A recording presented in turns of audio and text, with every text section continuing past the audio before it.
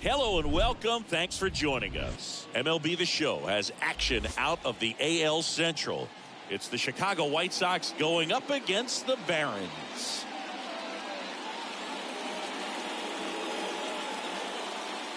With Chris Singleton, I'm John Shambi. These fans get to see their team at home for the first time this season, Singy, and they want to help create a spark for their squad.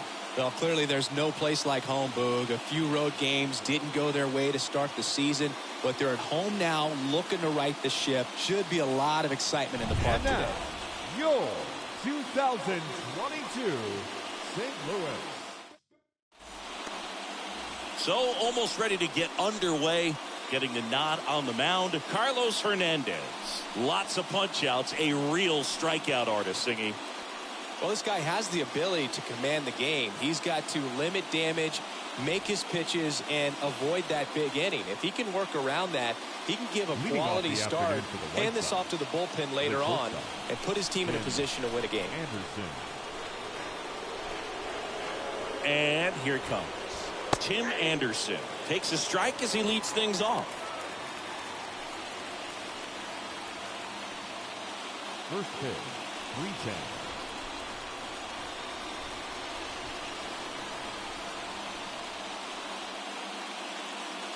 Next offering is in for a strike.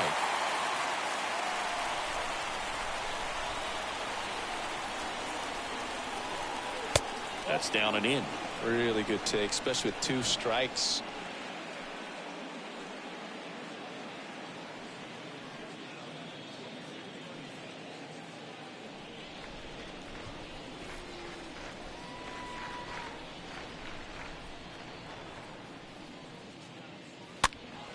And a foul ball, he stays alive.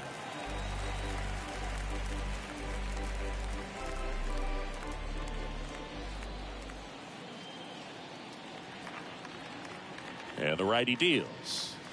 And a swing and a miss. 1 away. He came out of his mechanics there. Typically likes to shoot the ball the other way, but that time a little anxious. Leori Garcia.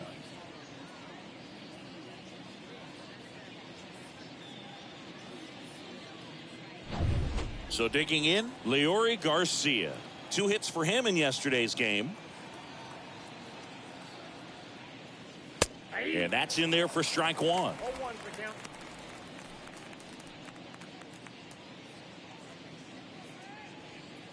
No score, just getting started, top of the first.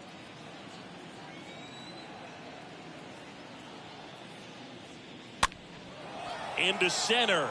Olivares on his way in. Got it. Really had to move for that catch. And there's 2 down. Time to check out the lineup for the White Sox. It features a great veteran presence, Jose Abreu. Boogie had over 100 RBIs last year, and that's just a huge year. You've got to have men on base, but you've also got to be able to come through in the clutch, and that's exactly what he did. See if he can back that up in this season. 2 outs, base is empty. Jose Abreu steps to the plate for the White Sox. First pitch, and he just misses.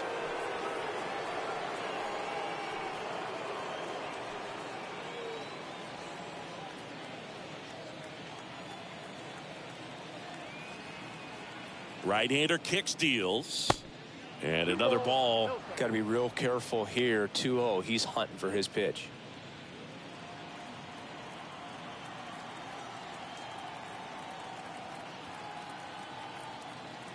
Ball 3. That's where you want it. It's a good miss.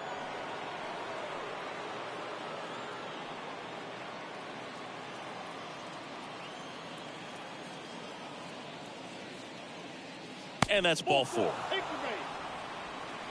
Boog, do you think you could draw a walk in the bigs if we gave you enough at-bats? Oh, that's a good question.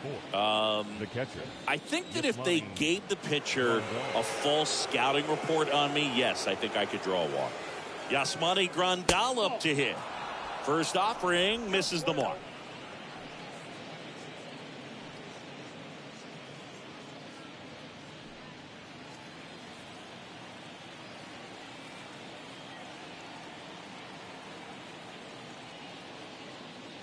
Good eye right there.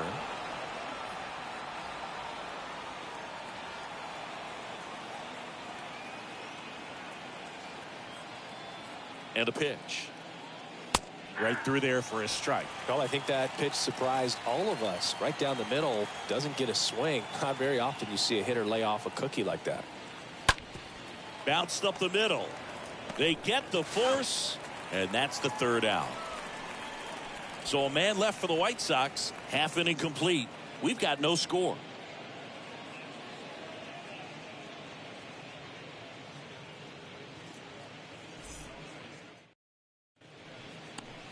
We go to the bottom of the 1st. On the hill for the White Sox, Dylan Cease. Try to stay back for that power changeup. Speed differential between the fastball and the changeup is huge. Hitters, they have a hard time staying back. Bottom of the 1st. Now at the plate, Whit Merrifield. Leading off for St. Louis, the right fielder, Whit The wind of the pitch. Merrifield. And a bunt towards 3rd. Not in time. Great effort, but it's an infield hit. Batting second.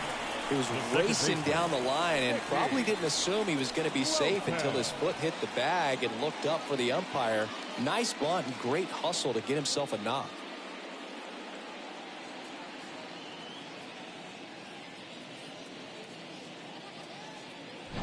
Nicky Lopez up to the plate. Now move to 1st. Merrifield gets back easily.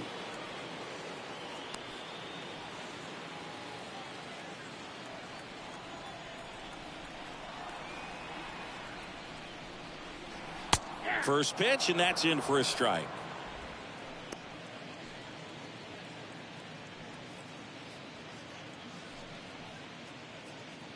Runner at 1st with no outs here. Runner. Merrifield on the move. Pitch is high, and that's a stolen base. Not even close. I think that steal kind of sets the tone, not just for this game, but for the entire series. First inning, game 1, so that kind of tells me they're going to be aggressive on offense and try to force the issue whenever they can.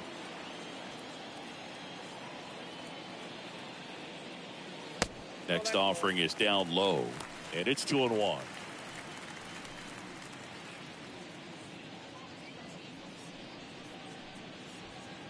Runner at 2nd, nobody out. Swing and a miss as he was late that time. Man, he was really tardy on that fastball. Great job of setting him up by throwing the curveball. Add some velocity to it on the next pitch. Can't catch up. Left-hand hitter waits. And down on strikes. 1 away. And now it's Salvador Perez to the plate. The catcher, Salvador. Move to 2nd. Merrifield dives back in.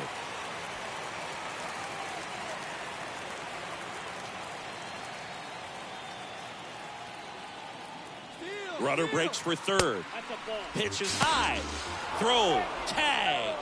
Ow! Grandal with a quick release.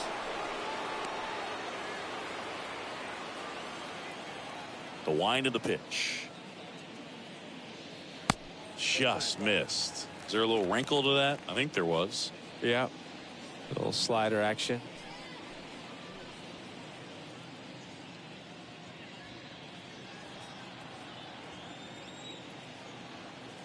The pitch. Smash down the left field line. And that one pulled down by Jimenez. And the inning is over. Scoreless after 1.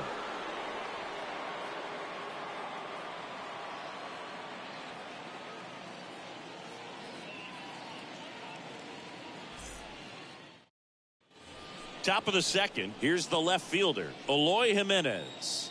Leading off for the White Sox, the left fielder, Eloy Jimenez.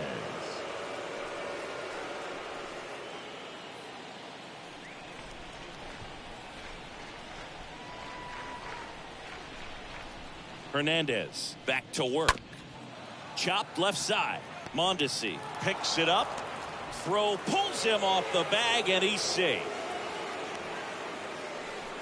Well, that's such a routine play. Probably makes that throw accurately 99 out of 100 times, or even better. But that one just got away from him a little bit, and he couldn't stay on the bag at first.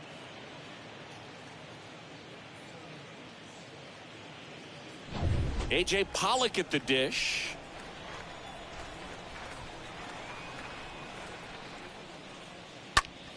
And first offering is fouled off.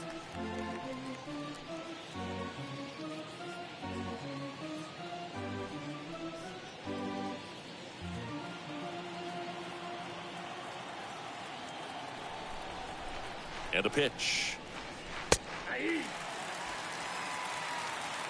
With 2 strikes, may see some movement over there at first base, try to stay out of a double play here.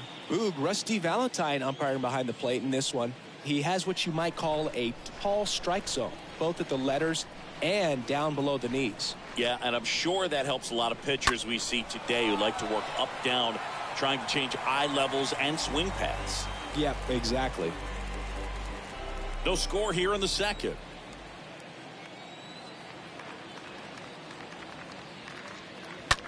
Ground ball could be 2. Over to Mondesi. It's 1. And they get him easily at first. It's a double play. Batting seven, the center fielder, Luis Robert. Luis Robert now.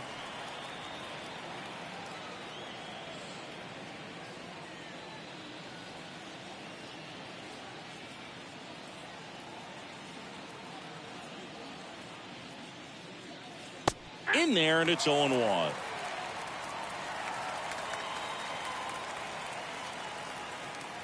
The pitch. Way high.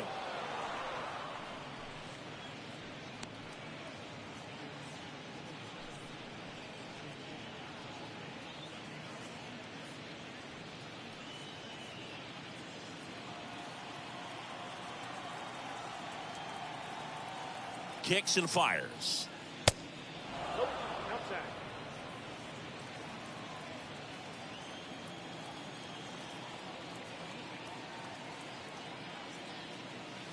Good eye in that spot. First pitch strike from the pitcher, but then no panic at all by the hitter. Very patient, showing good discipline. Now he's in the driver's seat with the 3-1 count. Swing and a miss, and it's a full count now. Well, there's a certain point where you have to commit to what you think you see, and he guessed wrong right there. Nasty slider with just... Swing and a miss. Struck him out. And it's a 1-2-3 inning. We'll go to the bottom of the second. No score.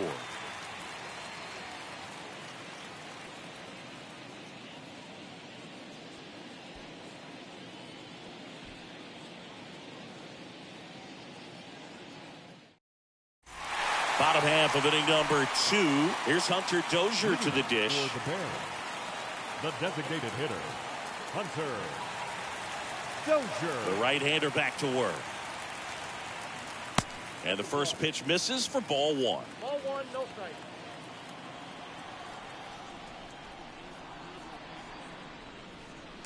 Cut on and missed 96 of that fastball. When you throw a fastball by a guy like that, I imagine it's got to feel incredible. Look for him to throw it again at some point.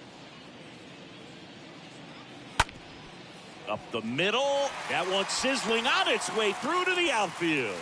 So a runner aboard to start the inning. Just kept it simple. Played pepper with the middle of the infield and took it back where it came from, and there's just no one there to knock it down. Benintendi to the plate.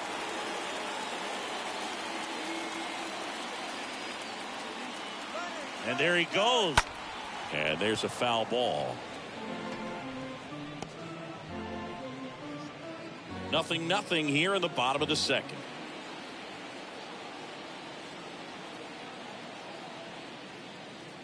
0-2 as he waves at that one. Benintendi, the former first-round pick, Golden Spikes Award winner.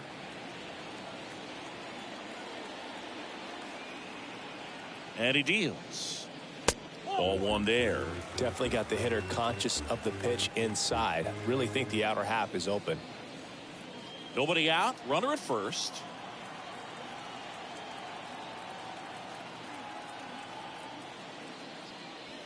And now the count is even.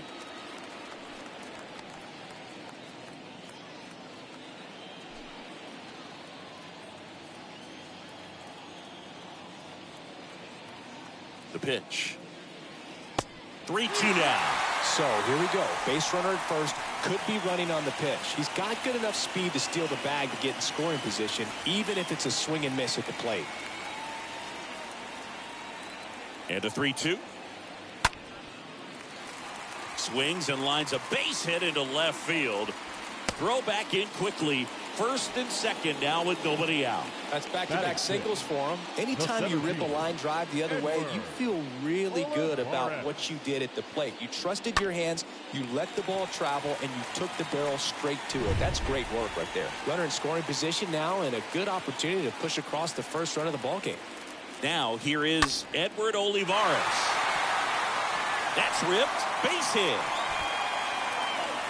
And they strike first as they take a 1-0 lead.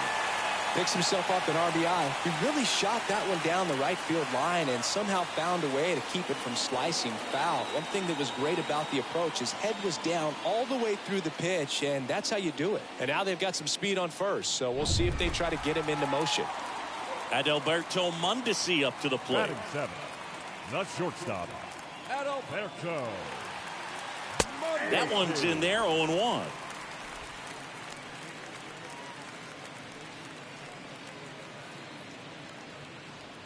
Runners on the corners, no outs.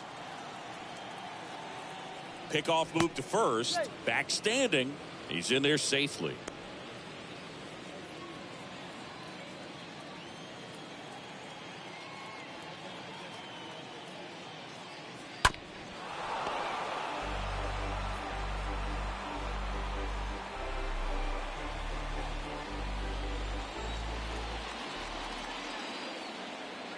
Left-hand batter waits.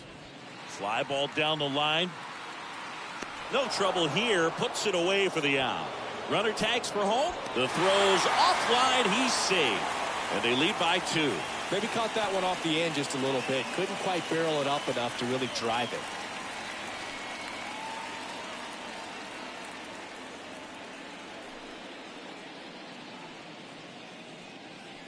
And now it's the switch hitter, Carlos Santana.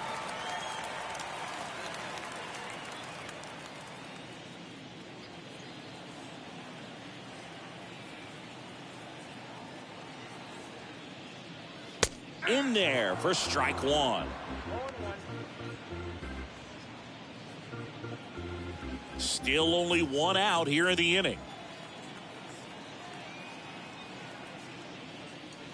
Next pitch off the plate. Ball one.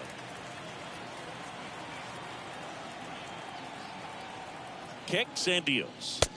So now 1-2.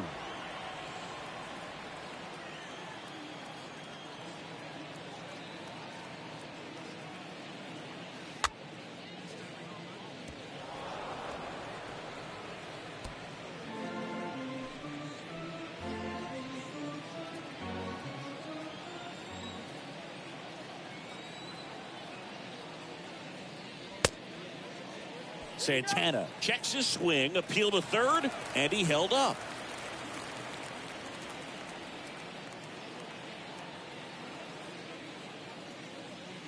And now it's filled up.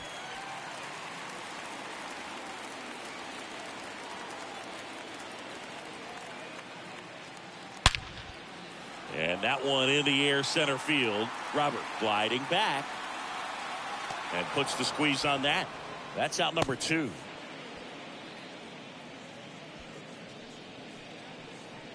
Batting ninth, the third baseman, Bobby Witt Jr.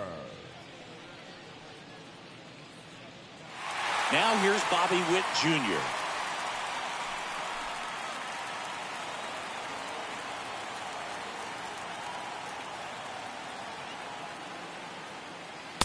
First pitch just misses. Well, if he's going to steal second, you want him to go early in the count. That way he's not a distraction to the hitter at the plate. Go ahead and get it out of the way so the hitter can focus on the pitch. That misses the zone. Yeah, that's ball 2. Chris, with that distraction and a speedy guy at first, he's in a favorable hitter's count. Well, if nothing else, I mean, this is a great spot for a hitter to be in.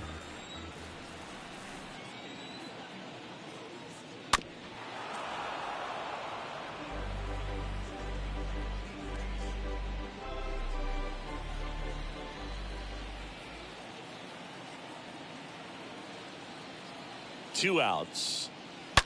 Hard ground ball, base knock. Throw in holds the lead runner at second. 2 on now with 2 away. The right fielder, number 15. There's nothing cheap about the way he got that one through the infield. That was ripped, cut out in front, and didn't get under it like he would have liked, but definitely put a good swing on. So 2 down now, and here is Whit Merrifield. Reached on an infield single his first time. Counts 1-0.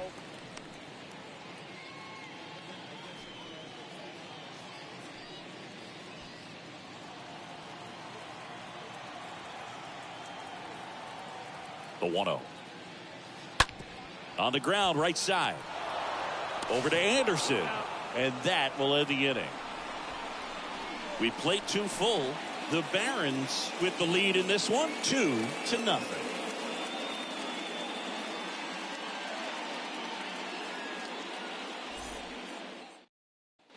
Back here at the ballpark. Now it's the DH, Gavin Sheets. Leading off for the White Sox, the designated hitter. Well, after putting up a nice inning on offense, got some runs across, this is where you look for the starter to go out there, have a shutdown inning. Don't give that other team any hope.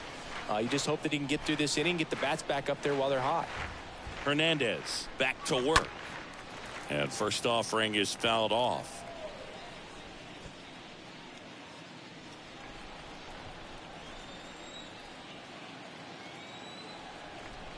And a pitch. This one lifted in the air, left field. Benintendi is there. He makes the grab, and there's 1 down. Batting 9, the third baseman, Yohan Moncada. Here is Moncada.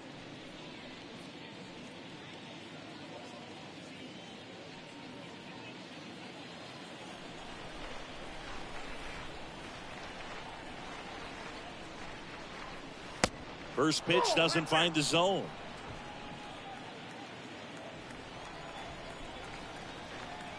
One down, base is empty. That pitch clips the outside corner, and it's 1-1. Righty to the plate. Next offering is outside.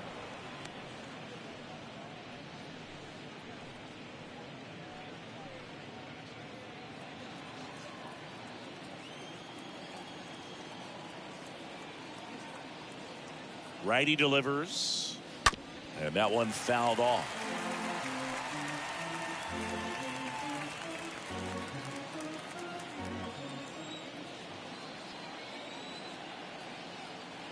And the pitch. Line drive, and it goes just foul.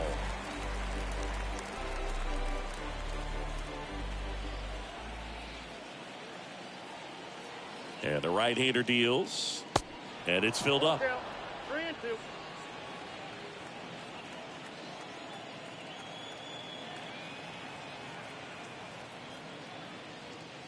Got him. Down on strikes, and he knew it. Well, I can't argue with that one, and clearly he was looking for something else, anything but the breaking ball. It's a great pitch to hit right there if you're looking for it, and kind of a gift at a 2-strike count, but sometimes you just get fooled and you got to tip your cap. Here's Tim Anderson. His first at bat was a strikeout.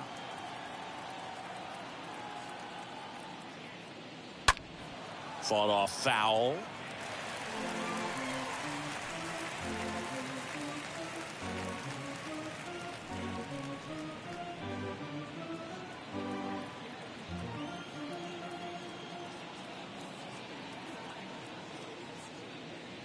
Foul ball.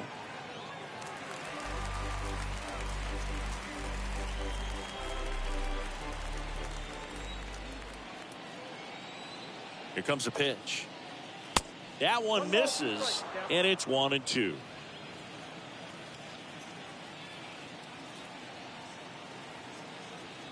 At the belt and fires. The punch out there. That's his second strikeout. We move on to the bottom of inning number 3. The Barons with the advantage on the scoreboard, 2-0. Ready to go for the last half of the inning. Leading off, Nicky Lopez. Leading off for St. Louis, the second baseman. The wind and the pitch. Lopez. Misses off the plate. And that is ball 1.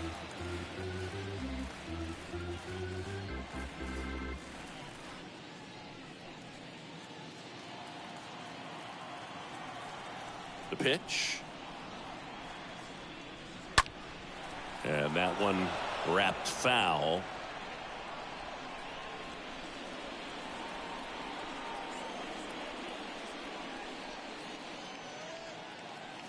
Next offering is in for a strike. 2 strikes to a guy who's already 0 for 1 with the punch out. The only guy in the lineup with that strikeout. But you can't get too relaxed. You still got to make good pitches to get him out.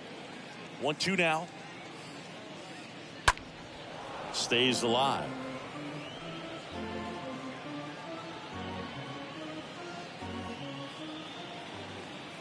Right-hander kicks, deals. Swing and a pop-up in foul ground. And that's a foul ball.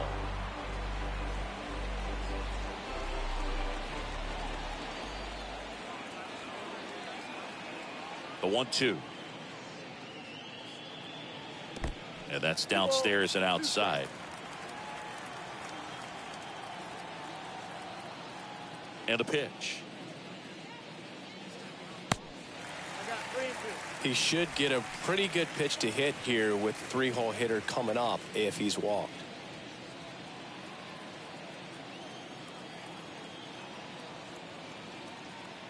Left-hand hitter waits. To the right side. Garcia gloves it. Gathers and throws to first. Leadoff hitter gone in the 3rd. The catcher, number 13, Salvador Perez. Salvador Perez will hit next.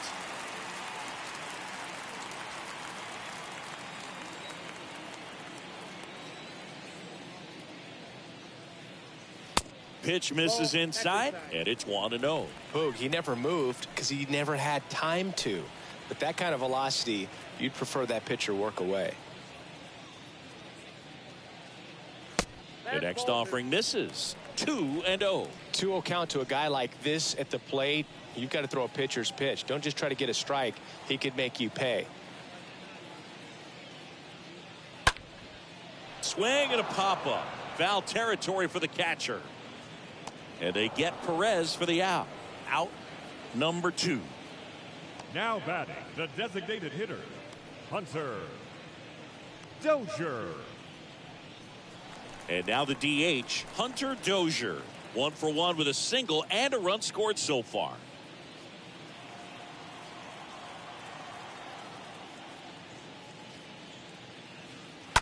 And fouled off.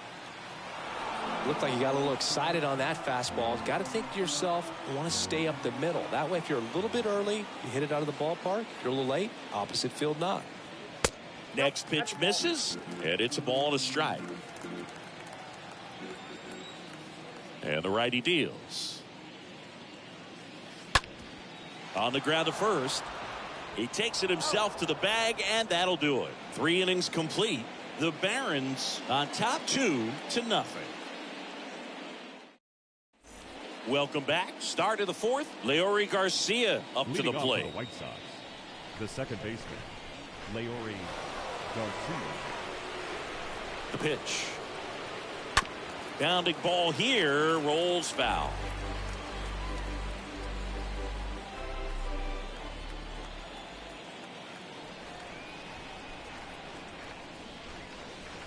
Next pitch inside, and 1-1.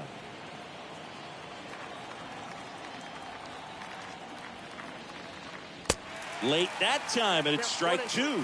Spin rate's outstanding on that high fastball. Really tough to hit.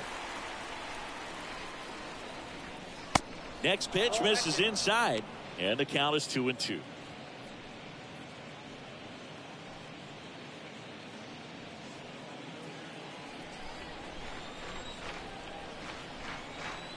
Left-hand batter waits, and a foul ball.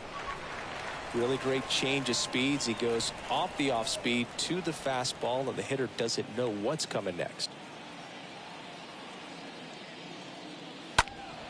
And a foul ball. He stays alive.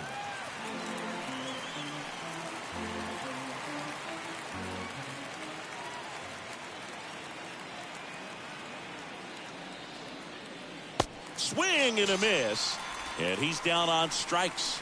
And one gone in the fourth as they get the leadoff man. Well, I don't think there's a hitter alive that hasn't at some point succumbed to that pitch right there. It just looks like it's in the zone the entire way, and then the top spin and gravity take over in the blink of an eye, and it's just such a tough pitch to lay off of. Jose Abreu up to hit, and the first pitch misses for ball one.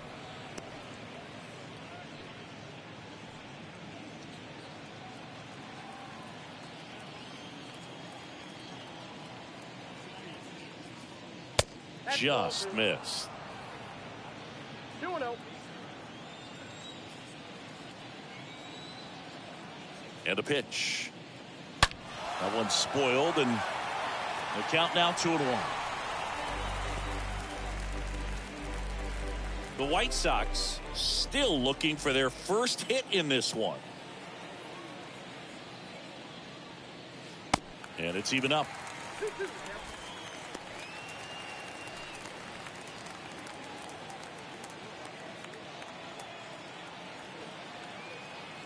And here it comes. And there's a fly ball deep right field. Back there. And it's off the wall. Safely into second. He's got a double. So close to blasting that one out of here the other way, but well, that's very tough to do when you take on the outfield gap like that. Beautiful swing, though. Let the ball get a little deep and drove it to the opposite field. One down. Yasmani Grandal digs in now. Foul ball there.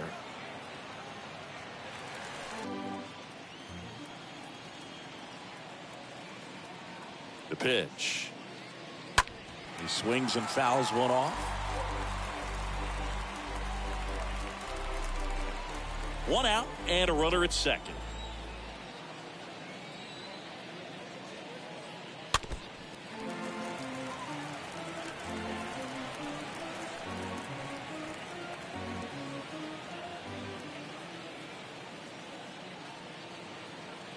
Kicks and fires. Swings and misses at the breaking ball in the dirt. Perez on to first. Out on the drop third strike. Two gone. Now batting, left fielder, Eloy Jimenez. Eloy Jimenez steps to the plate for the White Sox. 0 for 1 as he reached on an error his first time around.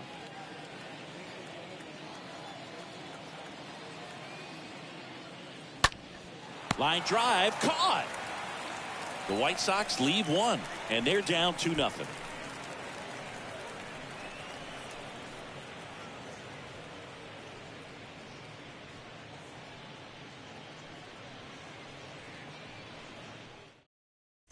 And welcome back. John Sciambi and Chris Singleton with you.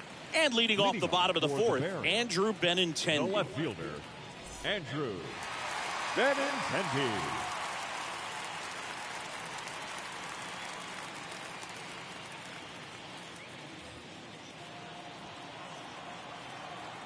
The line to kick the pitch. And a breaking ball drops in for a strike. When you look at Benintendi, think about this. He played in the same conference as both Alex Bregman and Dansby Swanson. Those two guys picked ahead of him in the first round. But it was Benintendi who was the SEC Player of the Year the year they all got drafted. Yeah, the organization clearly saw something special in this kid as a prospect, and it's paid off nicely.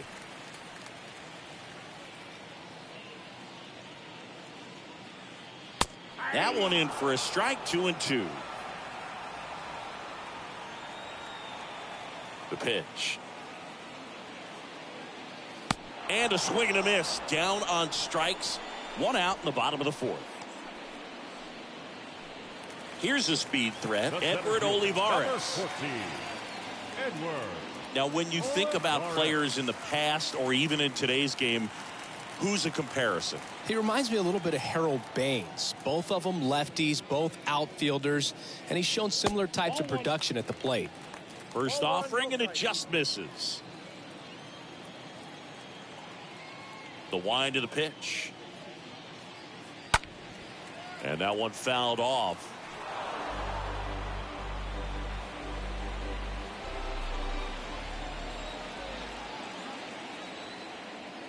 Here's a 1-1. Little chopper rolls foul.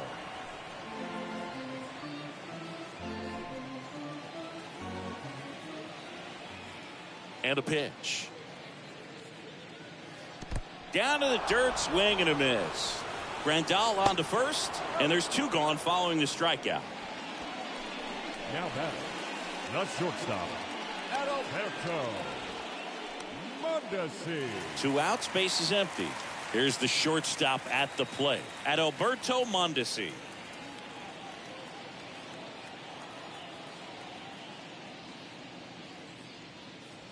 First offering misses the mark. And he deals. And a foul ball.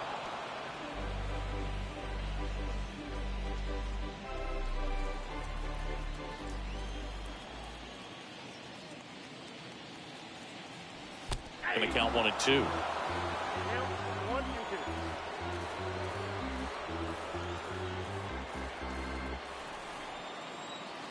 Kicks and deals. 2 balls, 2 strikes to count with 2 outs.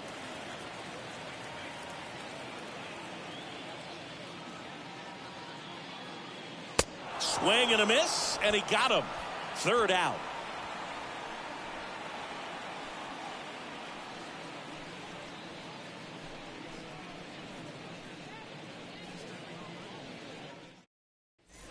Ready now for the 5th inning, and now the right fielder, A.J. Pollock. The right fielder, number 12, A.J. Pollock.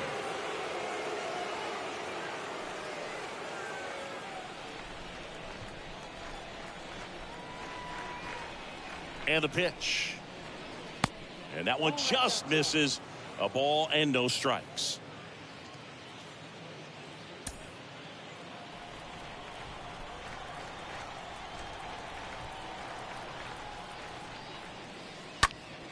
Swing and a foul, pushed off to the right.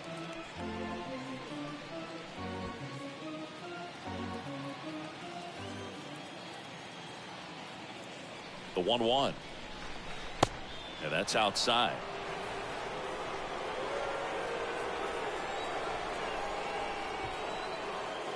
Here comes the pitch. That one missed. Now in this 3-ball count, down in the ball game, you've got to be very selective. Take your walk if they'll give it to you. The pitch. That's in there. 3-2 now. 3 balls, 2 strikes. Righty delivers. Fouled off again. And it remains 3-2.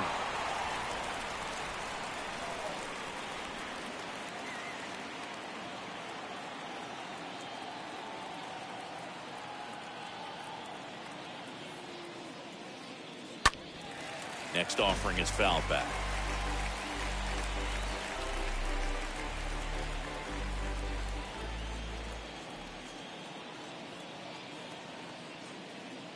The 3-2 is off the outside edge, and that is ball 4.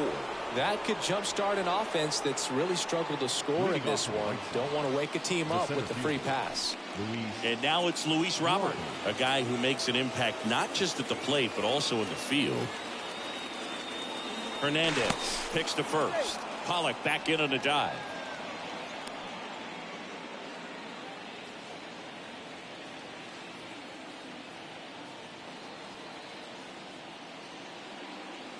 And that's in there for strike one. There was a high velocity fastball in the zone. I think a little frustration from walking the previous hitter. He's got good stuff.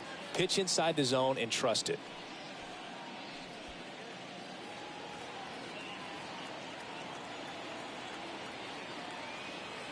0-1.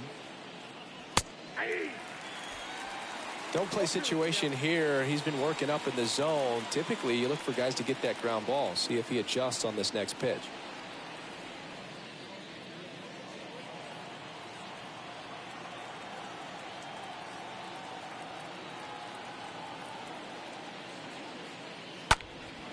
Swing and a high fly ball, pretty well struck right field. Pulls it in on the warning track. Well, I think the wind ended up being a factor right there. It's whipping in from right field right now. So otherwise, I think that ball's out of here. And here is Gavin Sheets. 0 for 1 with a flyout.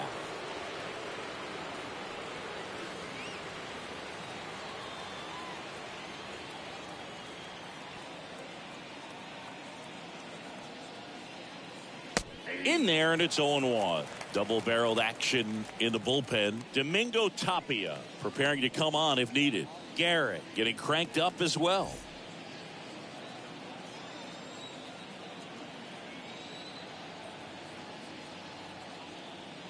The next pitch misses. 1 ball, 1 strike. He doubled up on the off speed there. We talk about the power fastball, but he's working a little differently here.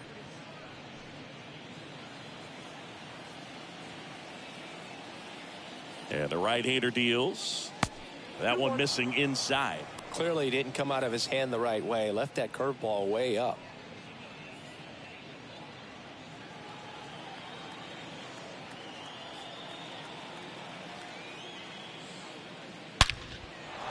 Base hit center field.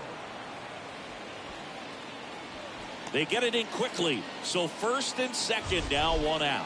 So, Singy, let's dive into the numbers, courtesy of StatCast.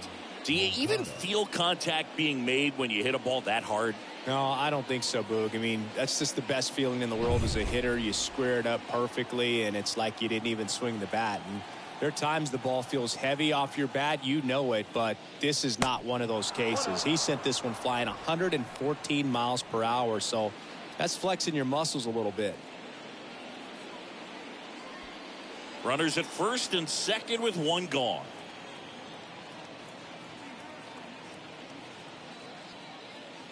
Next pitch is outside.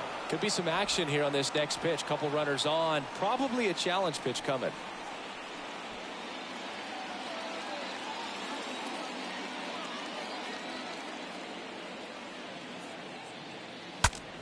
Swung on and fouled off. And he'll need a new bat. Everyone here understands just how quickly things could change.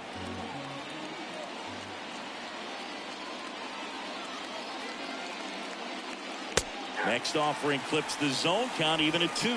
Pretty impressive. We haven't seen that pitch from him much, but he's got a really good feel when he throws it.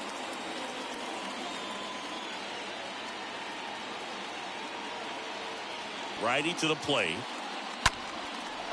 Line drive, that's a base hit.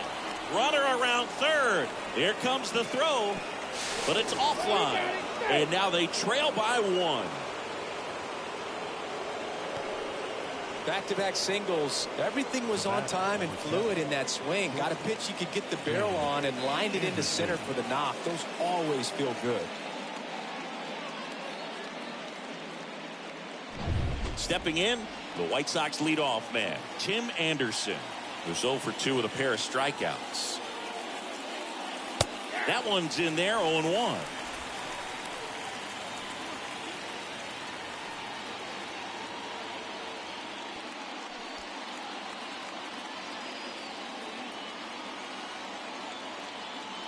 Right-hander kicks, deals.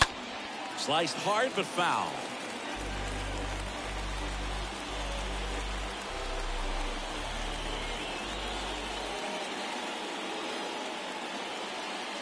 Two on, 1 out.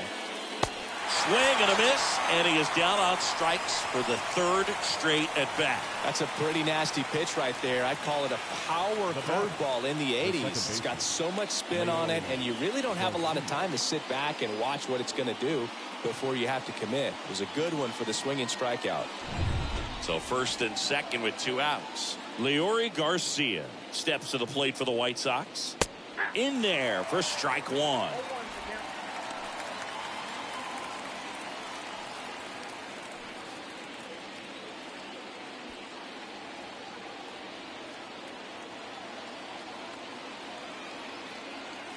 2 outs. And ball 1.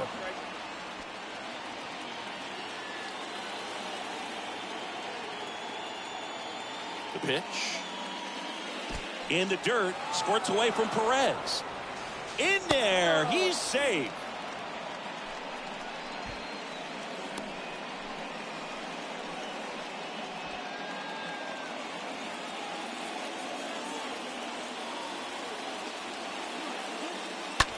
Now there's a bullet down the line. And that's going to be a double, and it'll score 2. The run comes in to score from second. It's 3-2. The tag, and that's out number 3, inning over. Home half of the 5th coming up. White Sox on top, 3-2.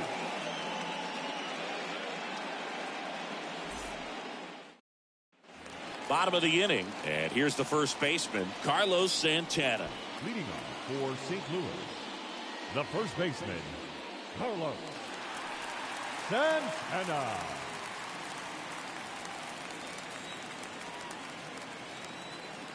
And a pitch. And there's a ball. Ball 1.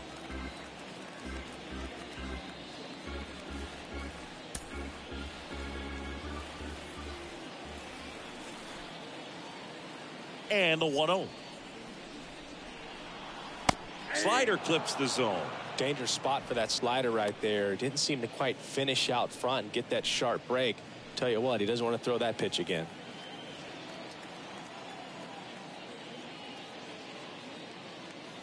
Next offering misses, and a count 2-1.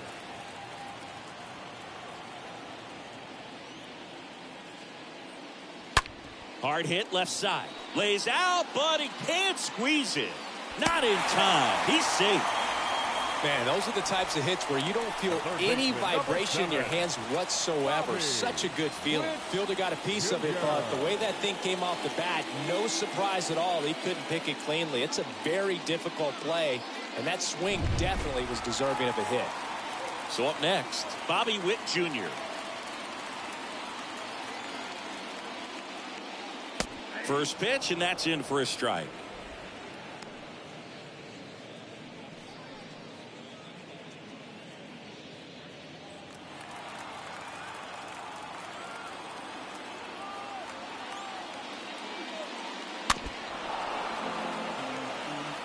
He's gone off speed. He needs to elevate here with 2 strikes out of the zone.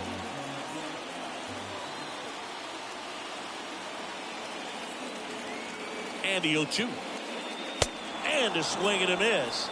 And that's the first out. Typically that high fastball, if it's close to the top of the strike zone, a hitter, if he's prepared for it, can get to it. But that one just had that little jump at the end, which indicates there's a good spin rate on it, and it didn't decrease in velocity as that hitter's internal clock would expect it to, and that's why you see the swing and miss.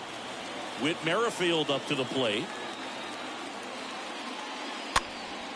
And first offering is fouled off.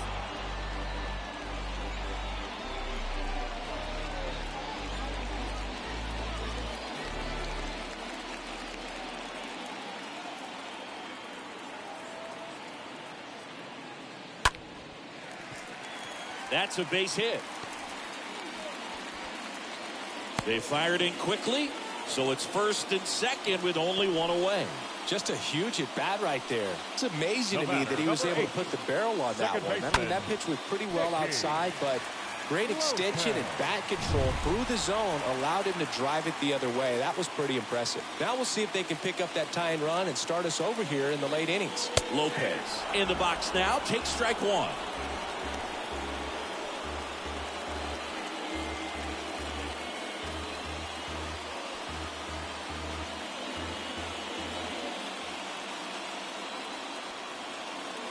The belt and fires. Line, and that's a base hit. Here comes the runner. Now a long throw home. It's offline, and he scores. It's 3-3. Well, here we are, third time through the order, and this is where we see the OPS jump up. Manager might have to go to the bullpen a little bit sooner than he anticipated.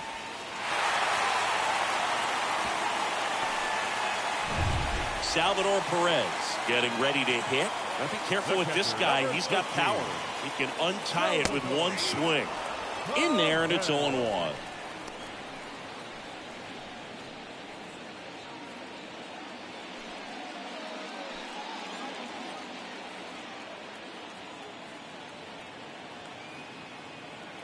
The pitch.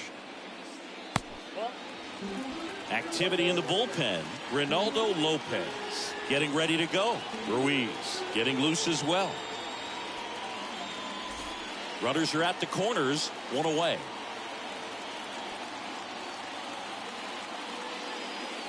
Swing and a miss as he was late. Big pitch right here. He's going to try to make a pitch that's going to produce a strikeout or a ground ball double play.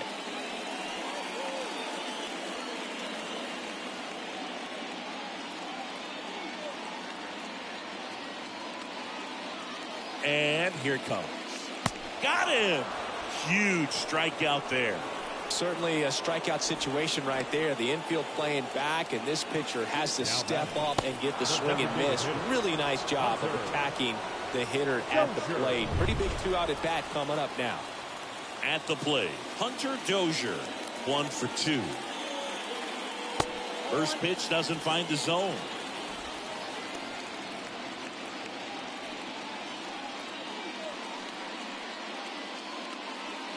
Corners are occupied with 2 down.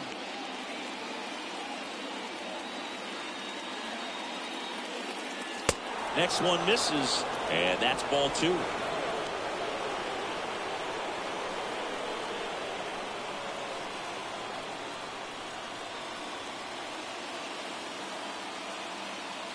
Two on, 2 outs. And there's the strike. As a hitter, you got to learn something from that pitch. He clearly wasn't timed up on the fastball. In a 2-0 count, you have to be ready to do damage. Swing and a miss. 2-2.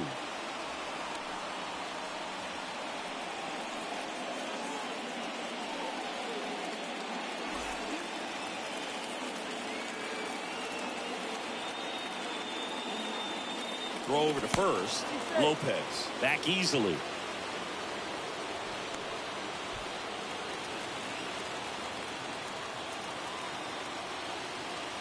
And the righty deals. Base hit, center field.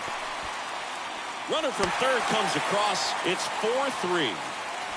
Mission accomplished there as he picks up the RBI to give him the lead. Just a cookie down the middle. I mean, those are the ones you dream about. Ones in the cage, you're just hoping you get in the ball game. Right down the middle, not a whole lot of velocity, right on top of it. Now it's Andrew Benintendi to hit. Now batting, left fielder, Andrew Benintendi. Swings and pulls it foul to the right side.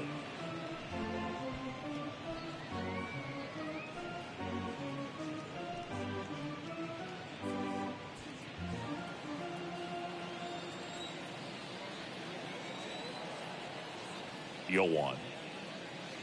Swing and a miss, and he got him to chase. Well, he knows they don't want to give him anything to hit, but when you've got opportunities to drive in runs, you've got to expand the zone. He's capable of going out there and doing damage with it. The pitch. Swing and a ball popped up. Garcia drifts towards it. Makes the catch, inning over.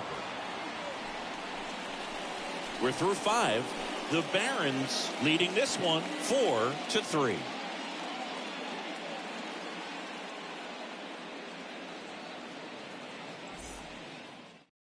We're back, and they make a change to start the 6th. The new pitcher, Domingo Tapia. This guy can bring it velocity-wise. Well, at this point in the ball game, we're talking about middle innings, and you need a little length out of this arm coming out of the bullpen. We'll see just how many outs he's able to give his skipper. All set for the top of the 6th. Now it's going to be Jose Abreu. Abreu. A wide to kick the pitch. And first offering is fouled off.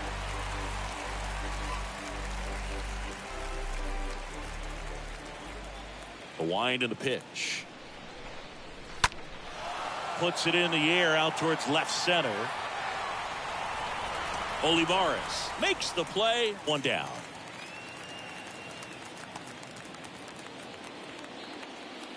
Up next for the White Sox, the catcher, Yasmani. And now up to the Grandal. plate, Yasmani Grandal. He's not going to get cheated up there. No, he's not. He's looking to do damage with every swing he takes. That one's in there, 0-1. Bullpen activity starting up now. Joel Payamps up and throwing.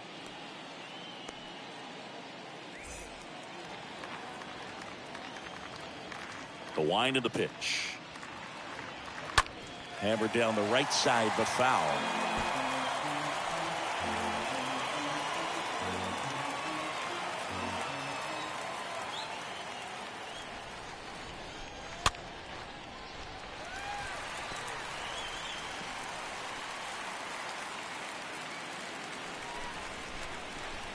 The wind of the pitch.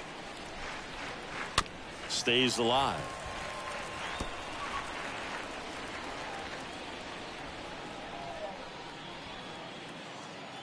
Right-handed reliever. And that misses off the outside edge. And a pitch. Up the middle. Mondesi handles the chance. Fires over to first. 2 quick outs to open the top of the 6th. Now batting, the left fielder, Eloy Jimenez. Eloy Jimenez now.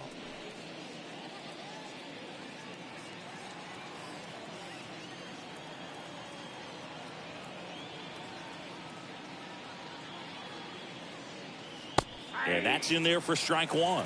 Man, I mean, nice job just presenting it to be better than it actually was. And he's down 0-2 as he swings through it. Good late sink on that fastball. Out of the hand looks so good, and then by the time he gets in the hitting zone, hard to get the barrel to it. Throw on to Santana, and they take care of Jimenez for the out. And that is the 3rd out of the inning. On to the bottom of inning number 6. The Barons out front here, 4-3. White Sox going with a new arm, Kyle Crick. He has a great slider with tons of movement. Kyle Crick.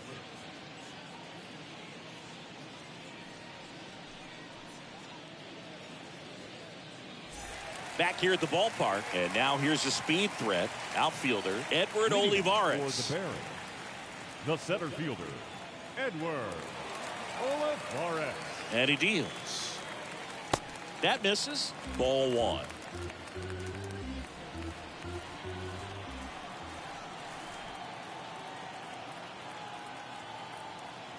Kicks and deals. Pitches in there. And that is strike 1. Well, that's really the money spot. Down and away. If you can locate that consistently, it's going to be real tough for guys to square that up. That's what you love to see relievers do coming out of that bullpen.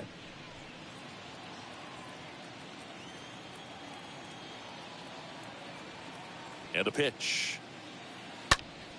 Up the middle. That's a hit. And the leadoff man aboard.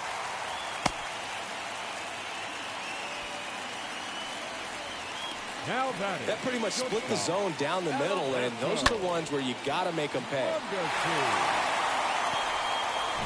Now it's the shortstop at Alberto Mondesi.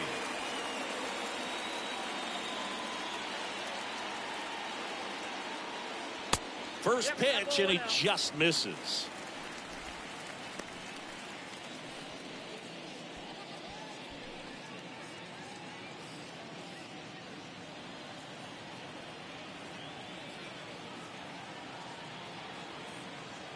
Righty delivers.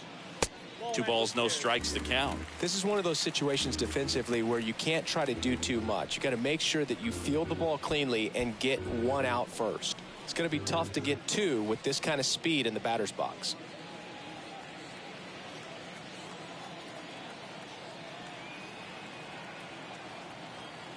Left-hand batter waits. Misses with the 2-0, and he's fired 3 straight outside the strike zone. Movement for the White Sox in their bullpen. Joe Kelly getting loose out there.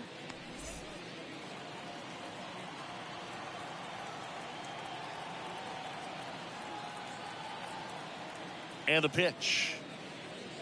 And there's the strike. I got 3-1. 3 balls, 1 strike.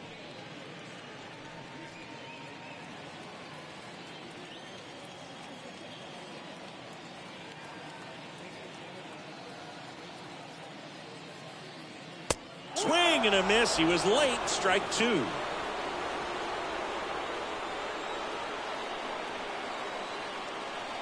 Payoff pitch. And it's fouled away.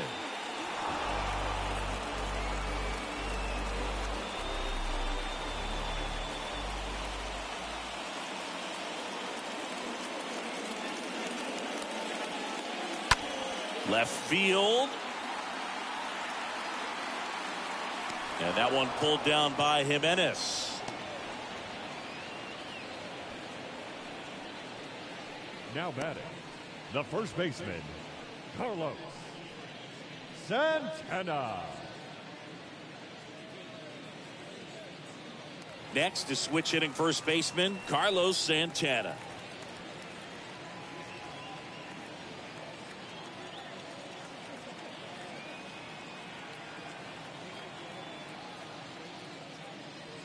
In there for strike 1.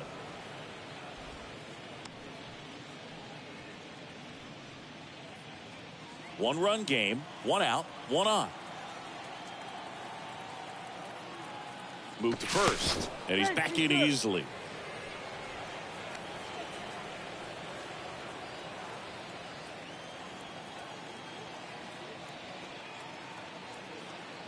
Yo, 1. That's in there. Count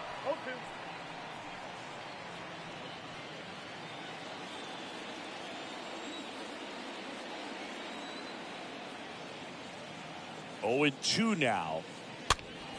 And there's a foul ball.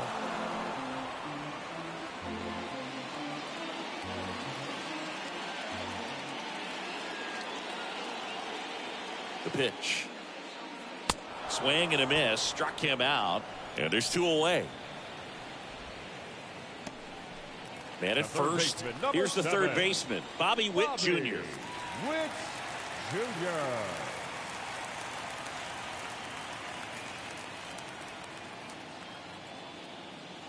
In there, and it's 0-1.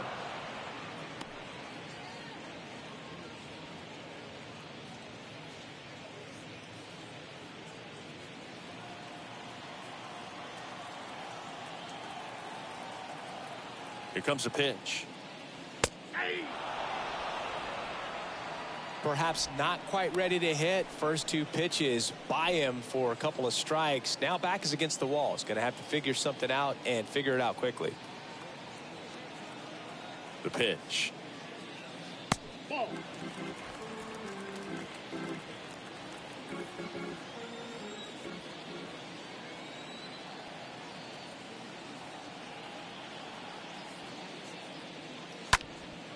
High fly ball out into left center field. And that's the inning.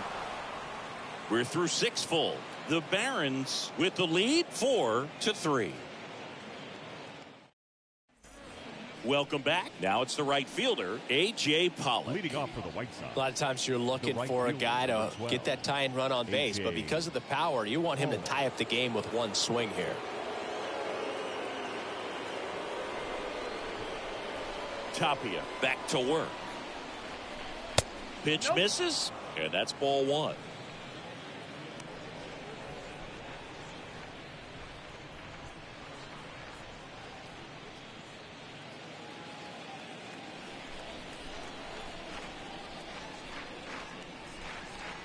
And that's downstairs and outside. He's clearly trying to work him away here. Both pitches off the plate. If you really want to put the ball in play, you're going to have to stay back and drive it to the opposite field.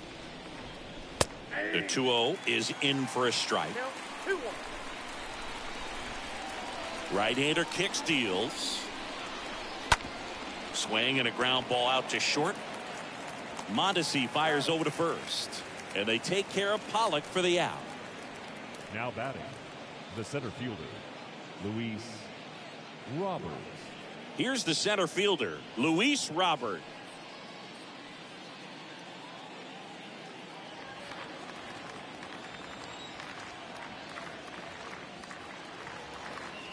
And the first pitch misses for ball one.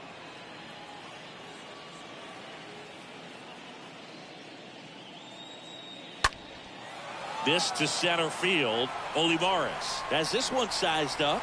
Puts the squeeze on that one. And there's two away. Now batting, the designated hitter, Gavin. Amir Garrett will take over here. He's please. making his second appearance of the season. Amir Garrett.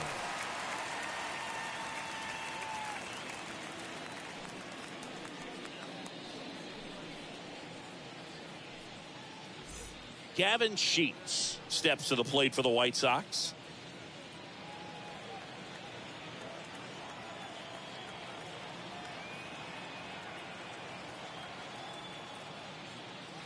First pitch just misses. Left-hand hitter waits. Fouled off to the right.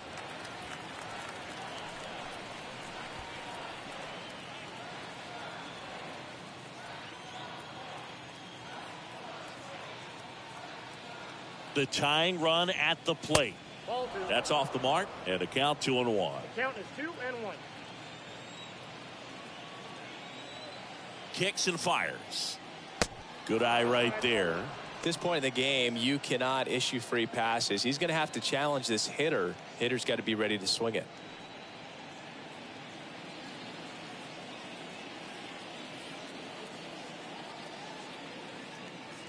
Good plate appearance there. Able to take the walk. Well, he tried to nibble right there and just missed his spot. Hitter didn't offer at it. Now he has somebody to worry about over at first. Yohan Moncada with a chance to hit.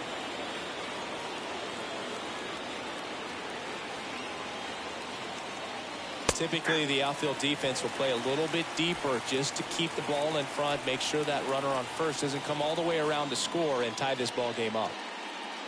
But with the tying run at first base, he's looking for something he can get a lot of barrel on, drive it into a gap, and score that run from first base. And it's 1-1 with a single base runner. Because of all the power, they are dangerous to tie this thing up or take the lead. At the belt and fires. And the slider catches the zone.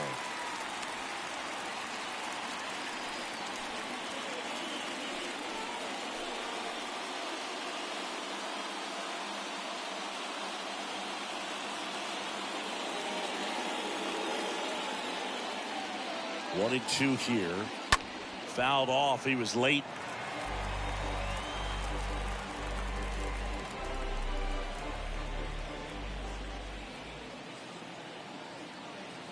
And a pitch. Ball two.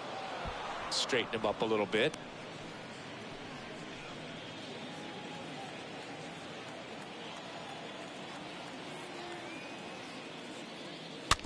Swing and a bouncer. Witt over to first. Out number 3. So a man left for the White Sox. Still down a run. It's 4-3.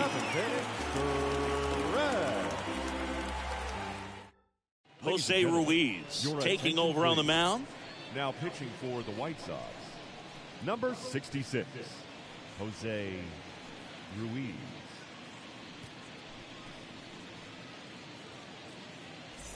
And welcome back. And a batter now, Whit Merrifield. Leading off for St. Louis, the right fielder, Whit Merrifield. And a foul ball.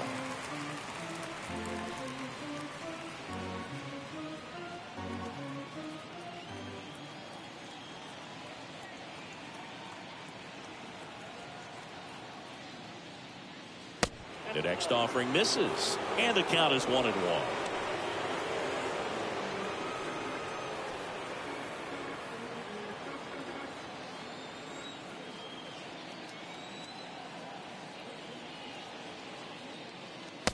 Good eye right there. 2 balls, 1 strike.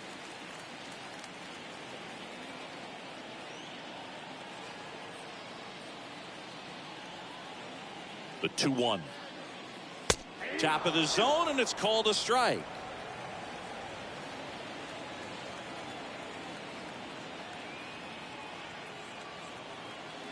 And now 2-2. Right through there, got him. And the leadoff hitter set down to open the 7th. Well, just couldn't pull the trigger on the fastball right there, and I don't think he was taking it, thinking it might be a called ball or anything. I just think he was flat out frozen. Did not expect that location, in my opinion. Now the number 2 hitter, Nicky Lopez. That one's in there, 0-1.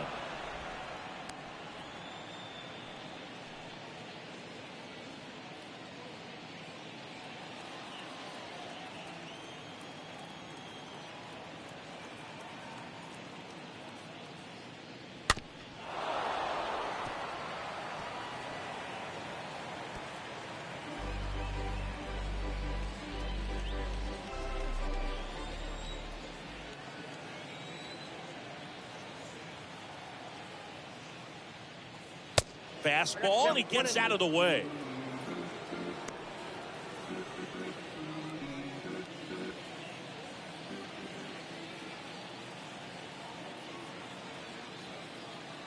And the right-hander deals. And a foul ball, he stays alive.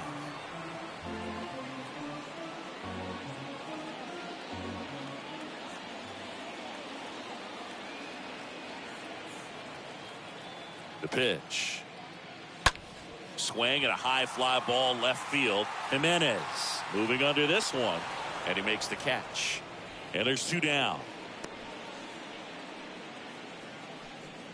The catcher, number 13, Salvador.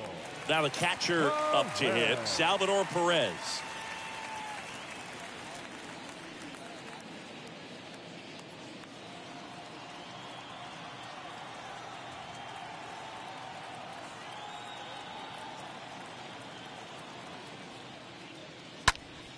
Slapped foul.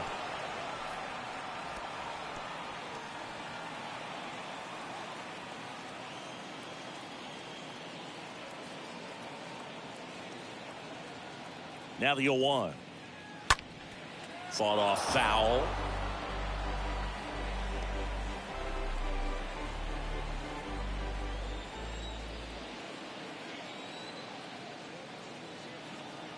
The pitch.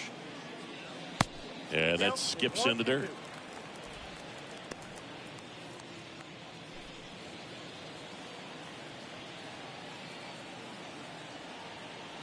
Two outs. Swing and a miss, and he struck him out. And good work there as he gets a 1-2-3.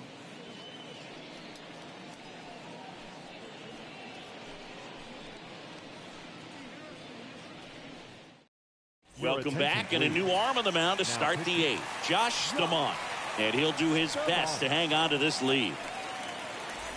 So the lineup flips over, and now it's going to be Tim Anderson.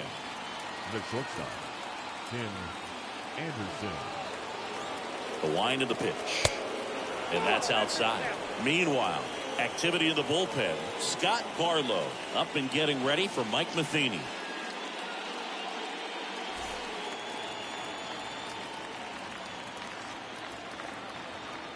The 1-0 to third, and he picks it up in foul territory.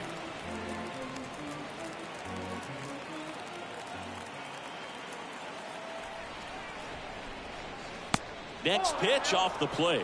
2-1.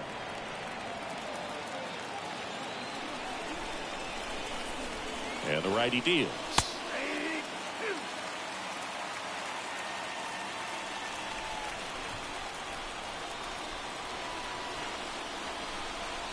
Got him looking. Anderson down on strikes. Pretty big strikeout right there to start this 8th inning. Down 1. Any leadoff base runner really makes this inning a bit more interesting. But now this offense has to switch from possibly trying to manufacture a run to needing to run into something or just try to string multiple hits together to get a run across the plate. Next to hit, Leori Garcia.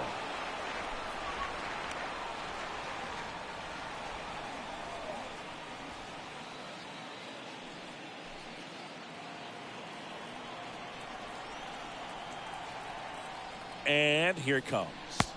That misses the zone, and it's 2-0.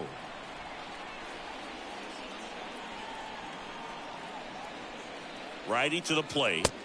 That one inside. 3 balls, no strikes. Well, he's so great about hitting the ball the other way. He gets those arms extended. So right there, just trying to straighten him up a little bit so he doesn't have as much outside plate coverage. And there's ball 4. 4 pitches. That's an easy walk, man. He could have walked me right there, Boo. The last one wasn't even close. So digging in, Jose Abreu. Definitely wants to stay out of the double play here. Ball on the ground in the infield. Should be an inning-ending double play. And that's in there for strike 1. Some guys are just more confident they can track that first pitch out of the hand of the pitcher. They don't care if they fall behind 0-1.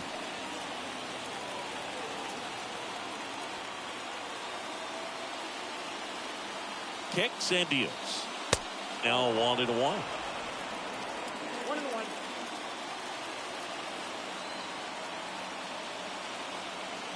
Pickoff throw. Garcia back in on a dive.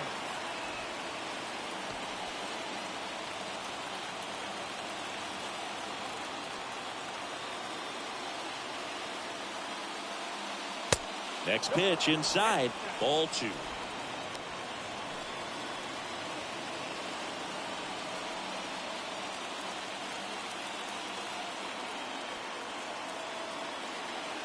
Righty delivers upstairs.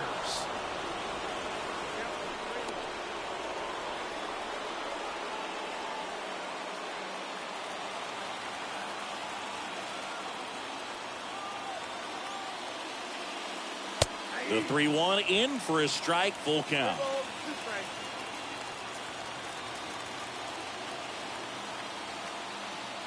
And he deals. Fouled off again, and it remains 3-2.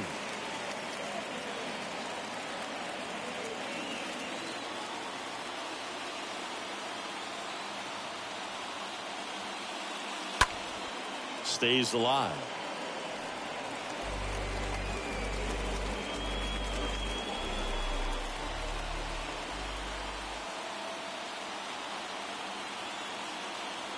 Three-two on the way. Runner on the go. On a foul ball, he stays alive.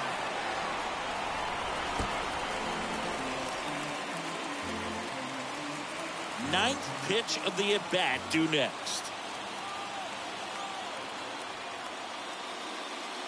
Got him looking, and there's 2 away.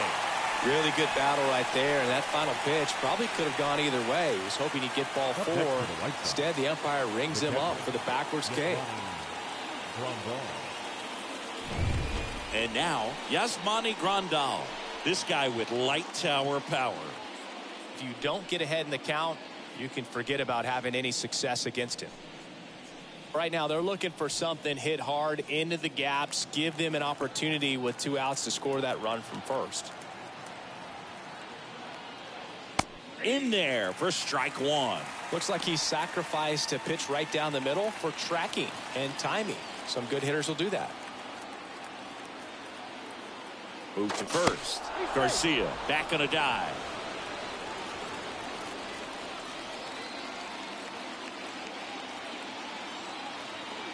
And the pitch.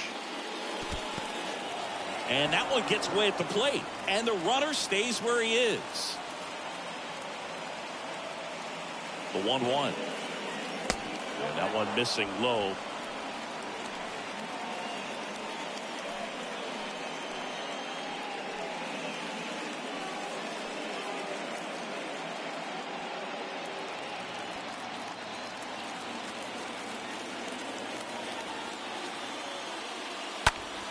Oh, now this one's high and deep. Way back there. On its way. Gone. He'll touch them all. His first homer of the year. It's 5-4. Well, that swing changes things. Yes, it does. They were in striking distance. They found a way to fight back big time.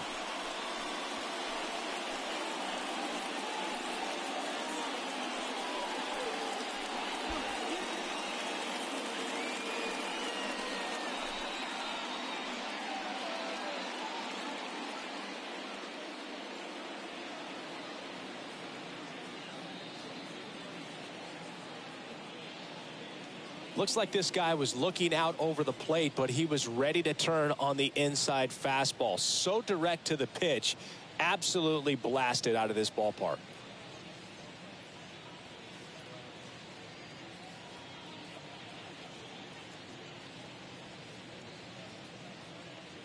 Joel Paynes takes over on the mound. He's into the game with the bases empty.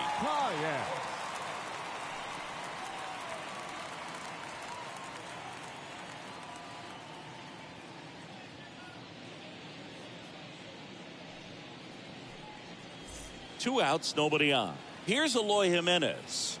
The batter, the left fielder, Eloy Jimenez. First pitch doesn't find the zone.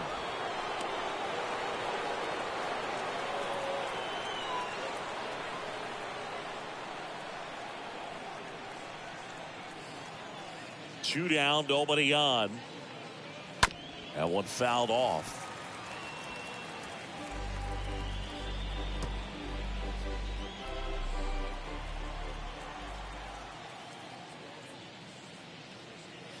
Next one off the plate inside, and it's 2-1. The wind to the pitch. And that one fouled off.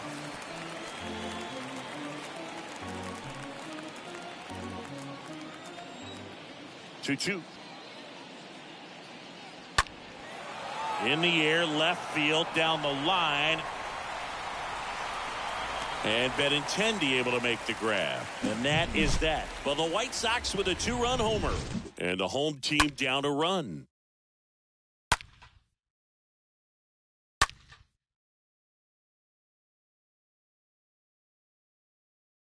New pitcher on here, Aaron Bummer.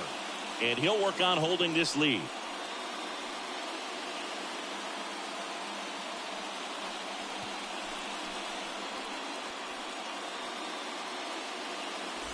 Bottom of the 8th. Now it's the DH, Hunter Dozier.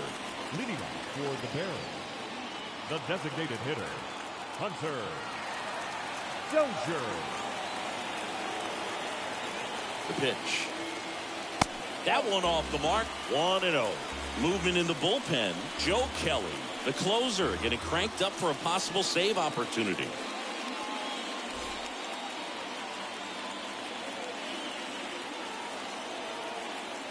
Bomber deals. Foul ball.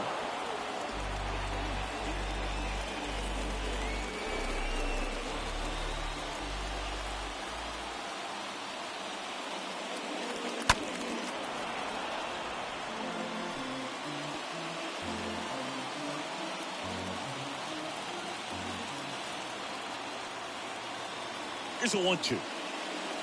And a swing and a miss. And one out now. Way out in front of that inside pitch there, and just exactly the opposite kind of approach that you want with 2 strikes. You want to let the ball travel, make sure you recognize it, try to shorten up so that you can at least put the ball in play. Clearly fooled, but I think even more so, you question the 2-strike approach.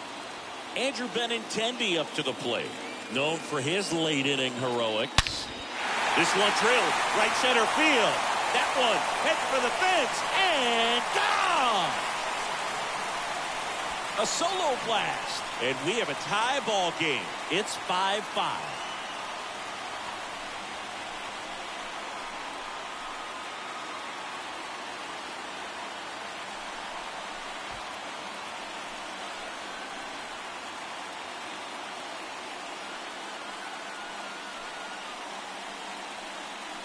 That one was a hanger, and pitchers typically don't get away with making a mistake like that. And right there, he made him pay.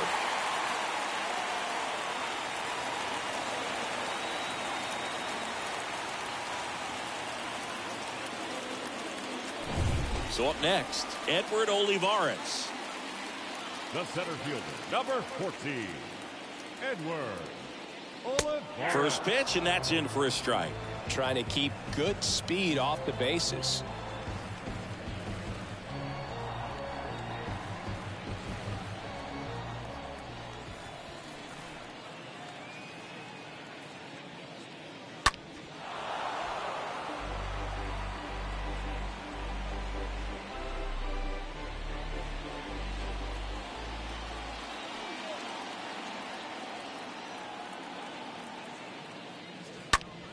Oh, he gloves it. Timed it perfect. It's hard, I think, for those guys in the corners because, especially when it's a, right-handed hitter for third baseman, you don't see the ball all that well going through the zone. And if it's a left-hander, you got a better shot at it because you can see the ball going through, see the contact. And so that jump isn't always on time. Sometimes it's a little early. Sometimes it's a little bit late. But that one was perfect. Mondesi stands in now and watches strike one. And the 0-1. Back and forth we go, a seesaw battle in the late stages of this one.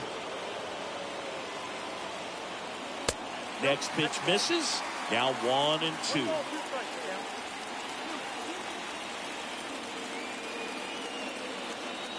Kicks and fires.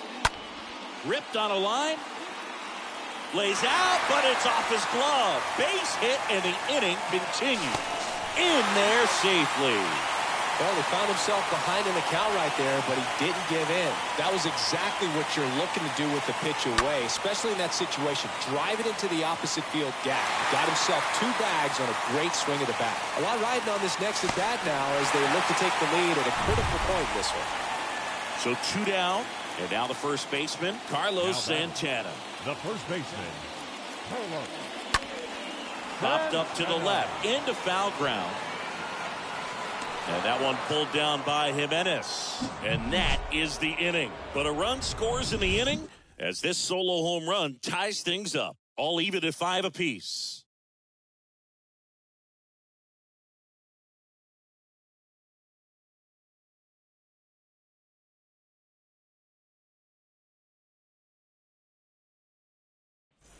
Back here at the ballpark, we go to the 9th. And now the right fielder, A.J. Pollock.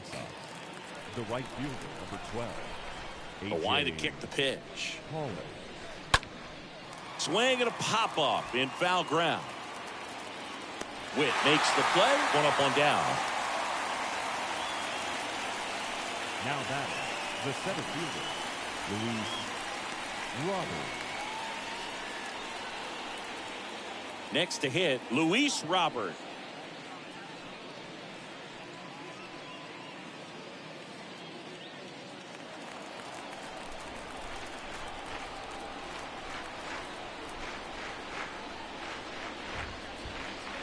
First pitch, and he just misses.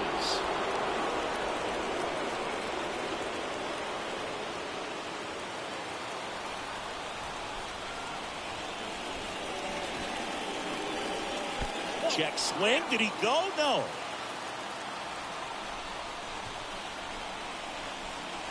Next pitch is outside.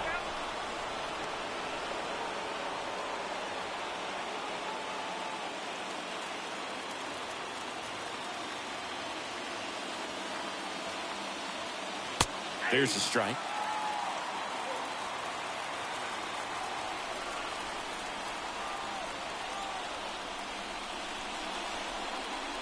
(3-1), and he couldn't come up with it. Well, that's a really dangerous base runner to put on first, especially in a tie game. Now there might be some consequences coming from that mistake. Next is the designated hitter, Gavin Sheets. Pines picks over. Robert dives back in.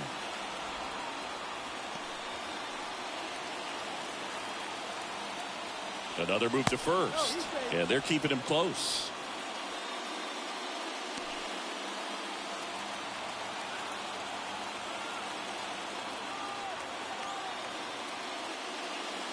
That one's in there, 0-1. 0-1.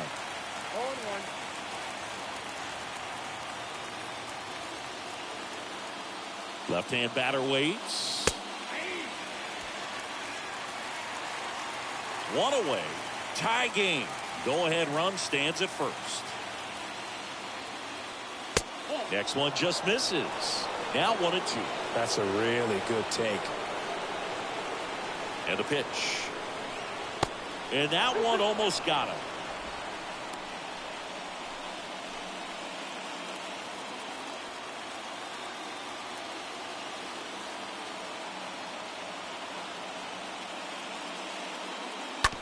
On the ground, right side. And it's through for a hit. Quick throw back in. Lead runner holds at second with one gone. Well, that at bat had a lot of pressure riding on it, so really great job coming through right there. It's got to feel good. He kind of rolled over on this pitch a little bit, but he got enough behind it to shoot it through for a knock, and you'll take that anytime you can get him to find a hole. Now the go-ahead runs in scoring position, so big opportunity for them to jump ahead late. Moncada in the box now. Takes strike one.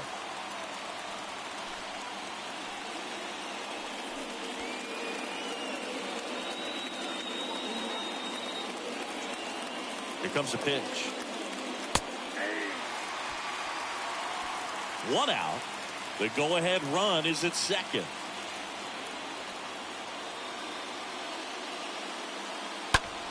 On the ground to third. And there's a hit. Coming home. Benintendi fires it to the plate. Not in time. He beat it, and they've got the lead. And it's 6-5. Well, that certainly feels good when you can win the at-bat after being down in the count, up against it with 2 strikes right there. Just a simple ground ball the other way that had eyes on it, man. Sometimes that's all you need to do. Just let the ball travel, put the ball in play, and just hope it finds a hole. They hand the ball over to a new arm, Jake Brentz.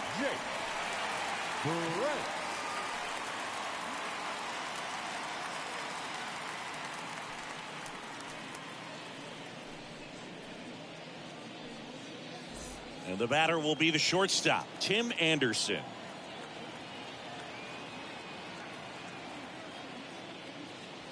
First offering misses the mark.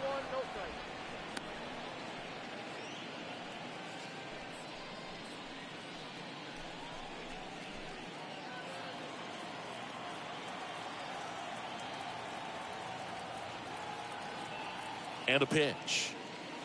That's down and in.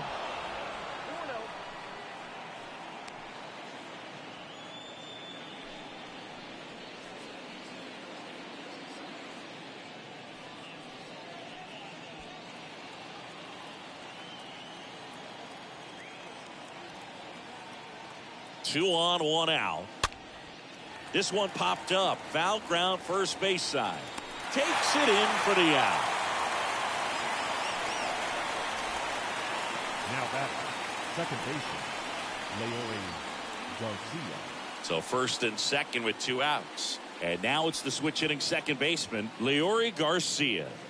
It's been such a good hitter with runners in scoring position. Some guys just take it to another level.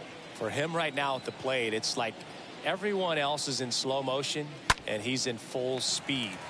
Next pitch is popped up.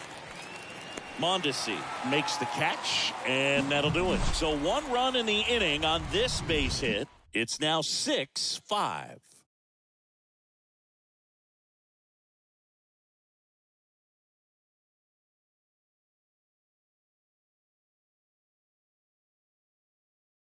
Liam Hendricks out of the bullpen.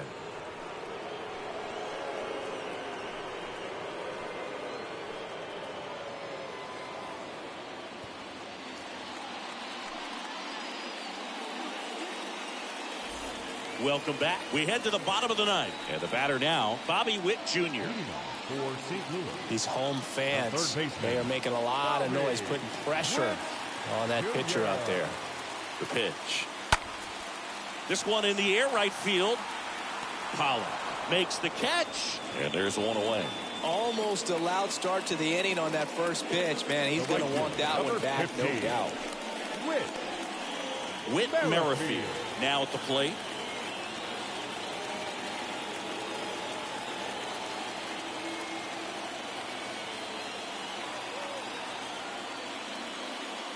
And the first pitch misses for ball 1.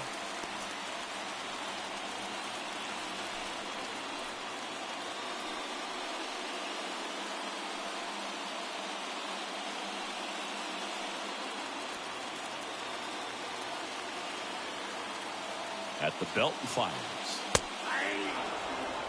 Well, so many hard-throwing relievers in the game these days, you would think that guys have made the adjustment, but I don't know if you ever get used to it. Just pumping gas out of the bullpen, so hard to play catch-up.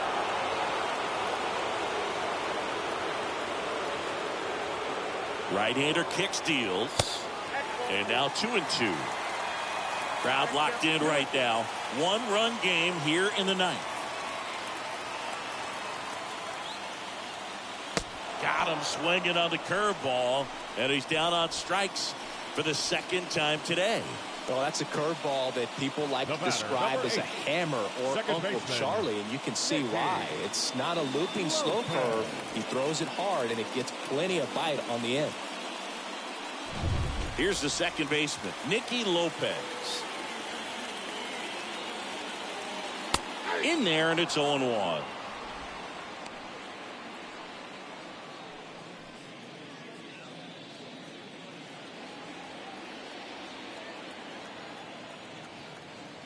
Looking to get the tying run on base. Swings and misses. And it's 0-2.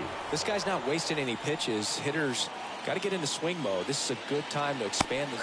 Got him! And that's the ball game. Well, you take a tie ball game into the ninth on the road, you know that you've got some work to do. You got to score, but then you've also got to get 3 outs in the bottom half of that inning. They did just that today. Very well played ball game. Get this win on the road. Everybody's happy with the W. 6-5 the final here today. For Chris Singleton and our entire outstanding crew here at MLB The Show, I'm John Shambi. We'll see you soon.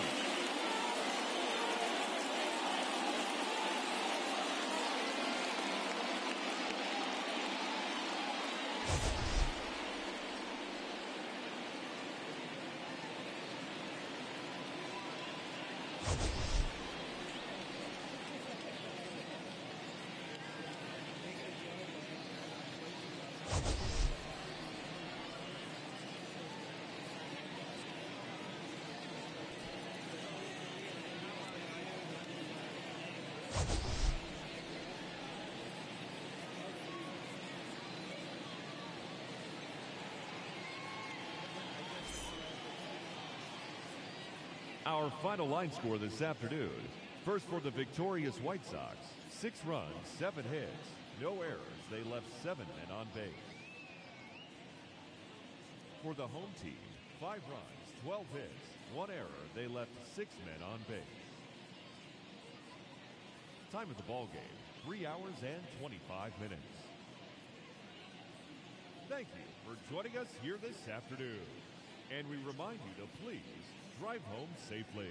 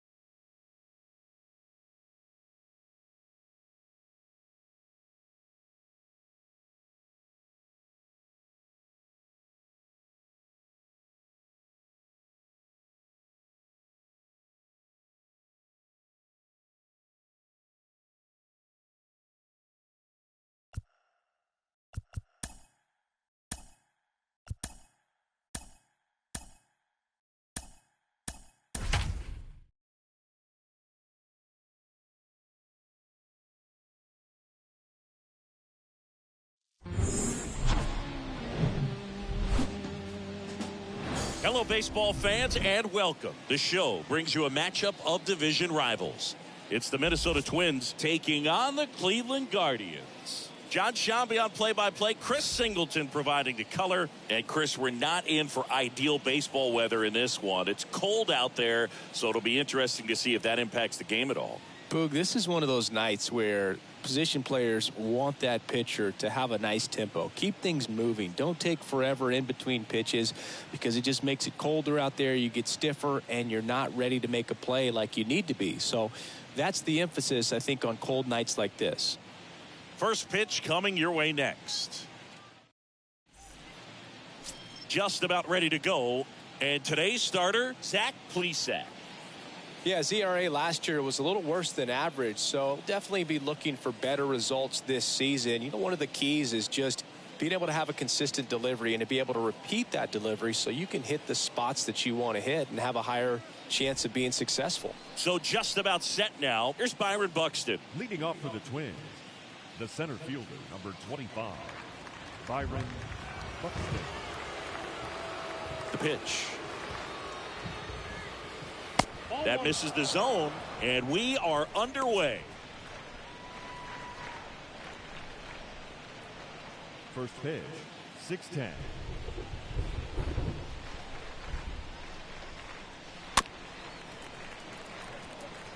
This guy's seen 2 changeups in a row. Could be a little vulnerable for a fastball right here.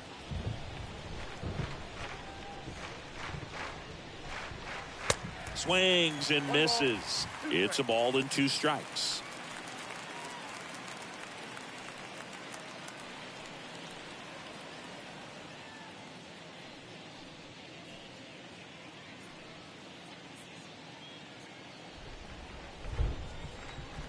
The pitch.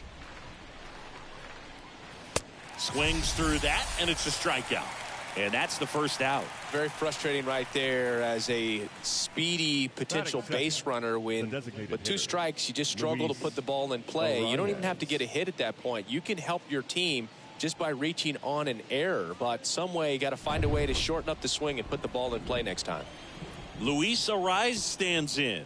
He's someone that really beats up on right-handed pitching. The lefties, however, give him a little bit more trouble. Steps on first for the out. And now we take a peek at the Twins lineup.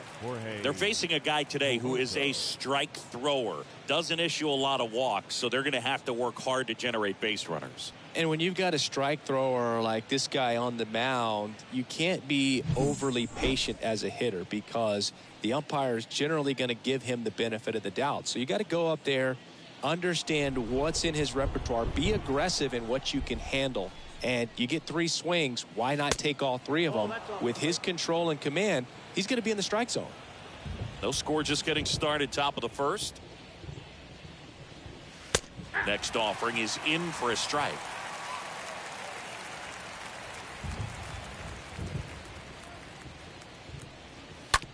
To the right side.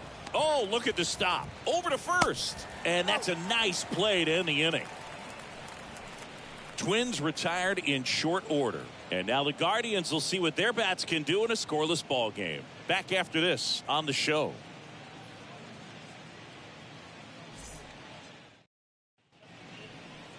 Bottom of the first. And our pitcher in this game, Dylan Bundy. Chris, he's looking for a bounce back this season. Yeah, really struggled last year, and it was one of those seasons that you just want to flush. But I think you have to remember and take the opportunity when you do struggle to really look yourself in the mirror, identify what went wrong, and make improvements. And I have no doubt that that's what this guy did in the offseason to prepare himself to come back and to be one of the best bounce-back players in the league. We'll see today. We'll have a real opportunity to prove a lot of people wrong. Miles Straw swings through that one to lead off the inning.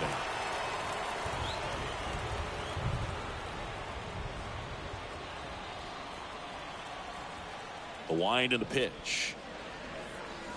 That misses the zone, and the count even 1-1.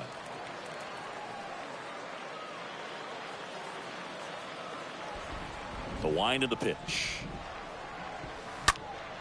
And that one sliced foul.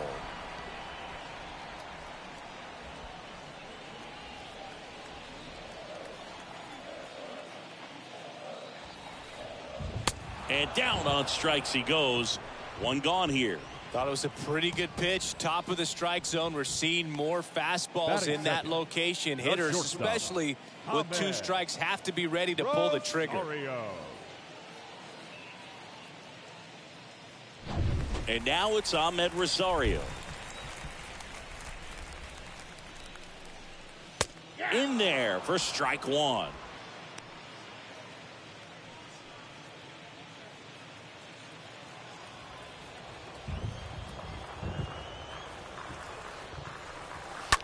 That one drilled left field, and that's just foul.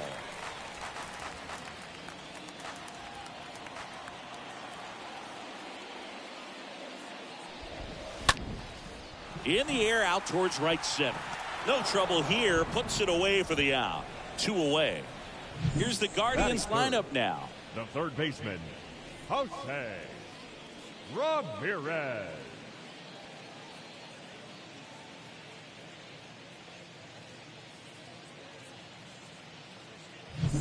2 outs, base is empty. Now it's Jose Ramirez.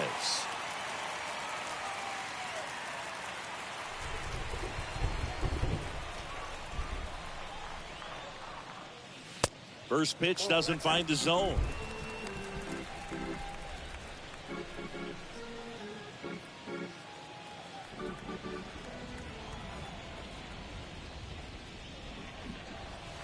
Swings through that one out in front that time.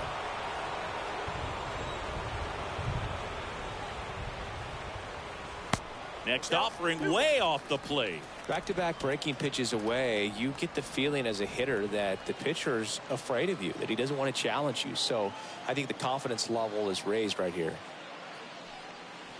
Swing and a miss. It's 2-2. Well, a hitter looked pretty comfortable on that swing. Pitchers don't like to see that. We'll see how he changes it up on this next pitch. And the right-hander deals. On the ground to first. And foul ball.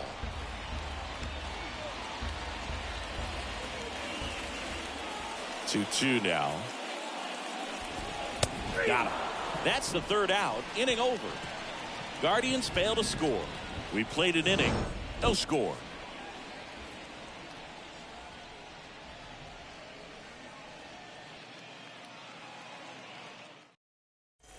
Back here in Cleveland. Second inning set to go. Now the cleanup hitter for Minnesota, Miguel Sano. Number 22, Miguel Sano.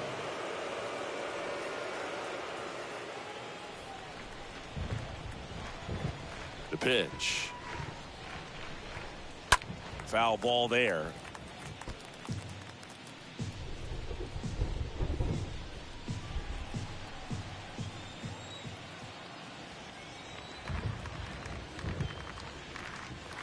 Next offering is in for a strike. Assigned to home plate duty is Ricky Holiday. Boog, and something I've heard players saying about Ricky's strike zone is how he will call the high strike. That could be something that's tough to deal with, especially if you've got a guy out there coming at you with high velocity. Crushed in the air. Left center field. Way back there. No doubt about it. Miguel Sano sends it out. His first homer of the year, and that gives him a lead. It's 1-0.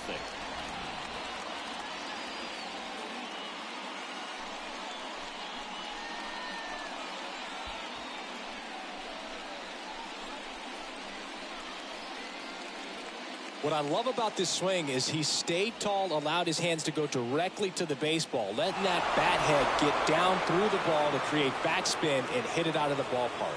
Really nice job. Here's Gio Urshela. Batting fifth, the third baseman, Gio. Oh, you just got to delete it. You give up that leadoff home run, go back to work, focus on this next batter.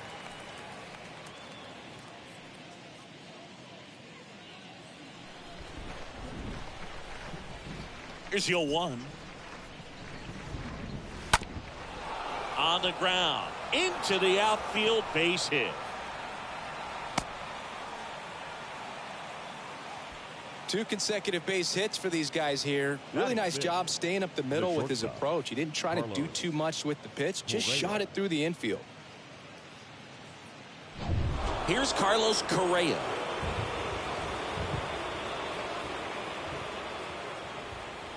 Next pitch downstairs, and that is ball one.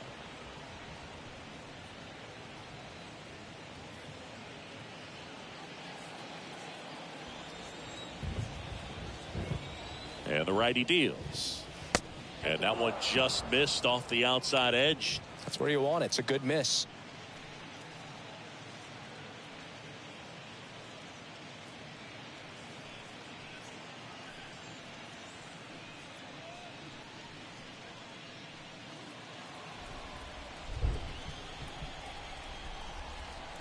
And here it comes.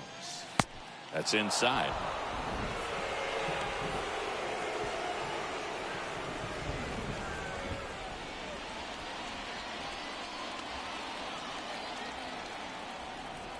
And he deals.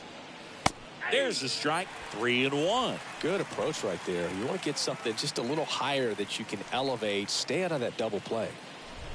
Runner at first with no outs here.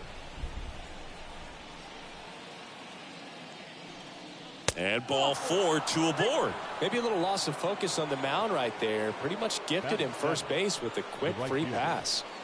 Now batting Max Kepler. 1 for 4 with a double in yesterday's game.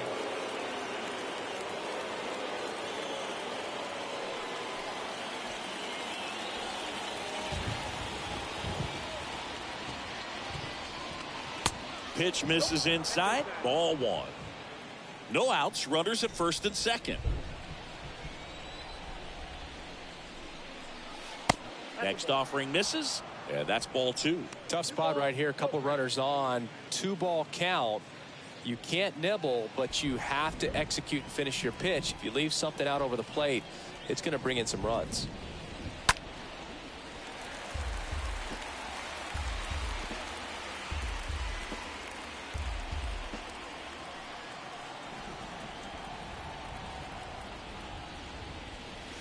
Next offering is down low. 3-1.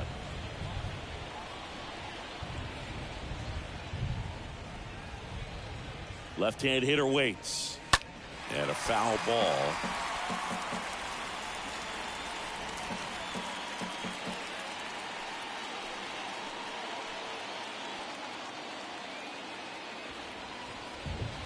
The 3-2 is off the outside edge, and that is ball 4.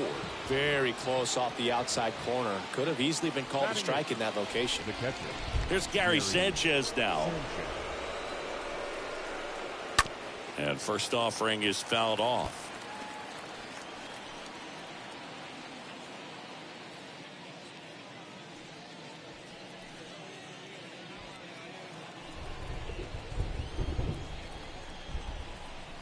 All loaded up. Dangerous hitter at the plate.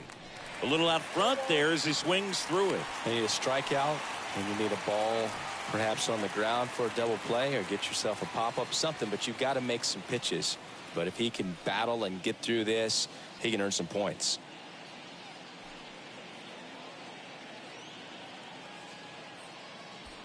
Bases juiced, no outs. And the next pitch is way outside. In today's game, you look at exit velocity as a measure of process, and if guys are hitting the ball hard, eventually the results usually follow. Gary Sanchez, he is a guy that hits the ball hard. Next offering is fouled back. You see how the catcher wanted that pitch up and in. Wanted to try to tie him up. That's the one thing we're seeing, that high fastball. You have to get it up there because of how hitters have changed their swings. Swing and a miss, struck him out. 1 out in the second. Hood gets talked about a lot, but a good high fastball in a 2-strike situation, it's just become such a problem for hitters in more recent years. But with all of the emphasis by pitchers on developing that spin rate, having a good grip on the baseball, those high fastballs, they kind of look like to the hitter that they're rising, even though they're not, but they're not decreasing in velocity. Hard liner. And that's going to be a double, and it'll score 2. 1 run across, now 2 runs score. It's 3-zip, a 2-run double. Now batting, the center fielder, Byron Buxton.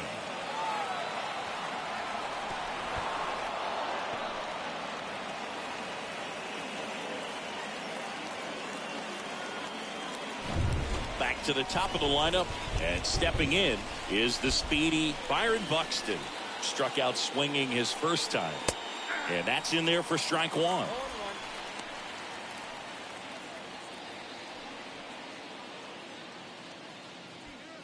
One down, runners at second and third.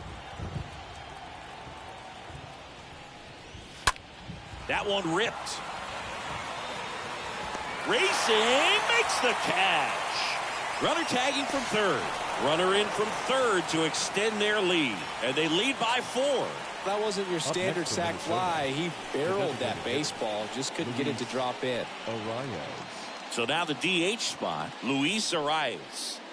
Singy, he's got a history of coming through in the big spots. I know I like to talk about, I'm not sure where their clutch actually exists, but you look at the numbers, and this guy always seems to deliver in those spots. First pitch, and that's in for a strike.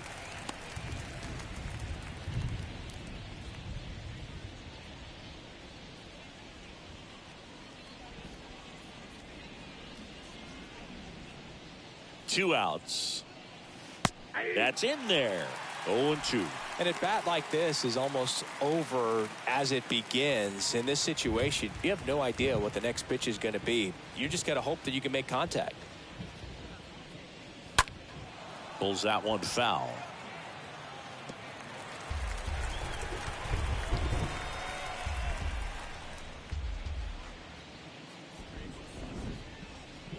The 0-2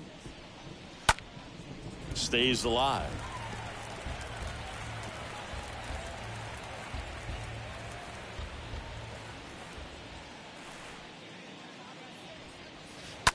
That's to third. Ramirez collects, whips it across, and they're happy to just get off the field after that frame. We go to the bottom of inning number 2. It's the Twins 4 and the Guardians nothing.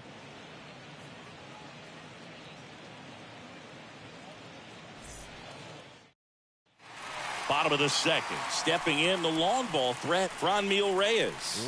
Leading off The Guardians in striking distance, but have some work to do. Boog, it starts with the leadoff man. Need a good at bat out of him right here. The wind of the pitch. There's a strike. Now, the key to his success is getting ahead early in the count. He cannot afford to go deep in the counts. Doesn't have a ton of swing and miss stuff, so he's going to have to work efficiently. Next pitch is in the dirt, and that's ball 1. Righty delivers. Strike 2. Not sure what's going on right there. No chance. Probably have some funny texts from his buddies after the game. Kicks and deals. Cut on and miss. Struck him out. Leadoff man retired here in the second. Here's Josh Naylor. Hitless in 4 at bats yesterday. Josh Naylor. He swings and fouls one off.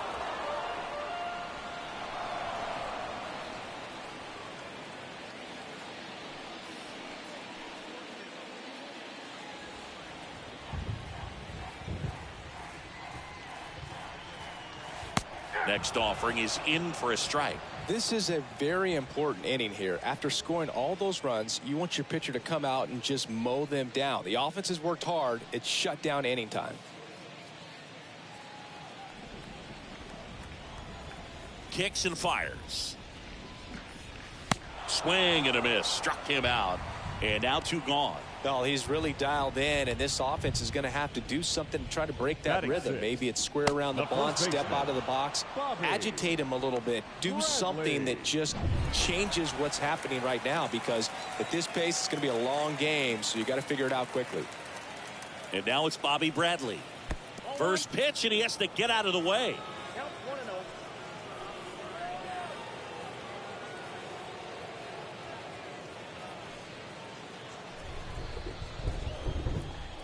Bradley waits. And that one fouled off.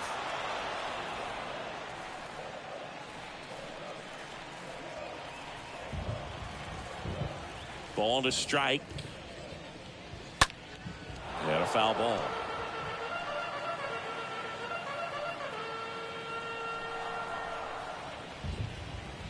Here's a 1-2. And that one lifted in the air center field. Buxton has a beat on it. Makes the catch. That is the inning. The Guardians go down in order. They're down 4-0.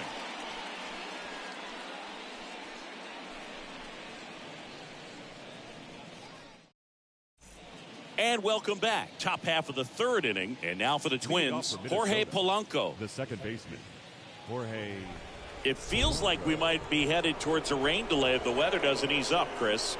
Yeah, the umpiring crew are going to pay attention to how the weather is impacting this game. And the moment it becomes dangerous, I think, is the moment we'll be forced to take a break.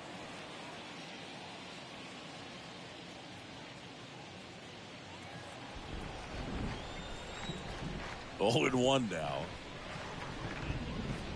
And fouled off.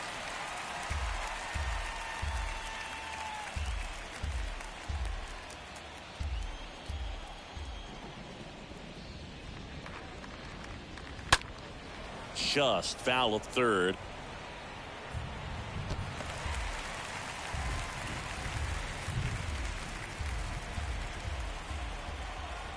The pitch. Swings and misses, and 1 away in the top of the third. Oh, really went aggressive in with that slider. Good 2-strike pitch right there. At worst case scenario, it's weak contact in play. Exactly where he and the catcher wanted it.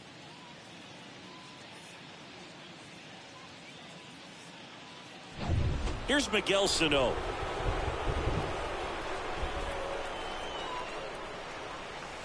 Next pitch downstairs, and it's 1-0.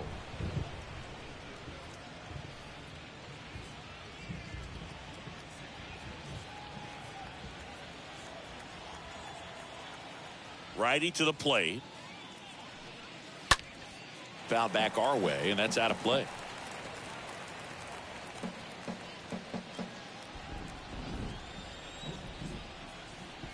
Here comes a pitch. Fought off foul.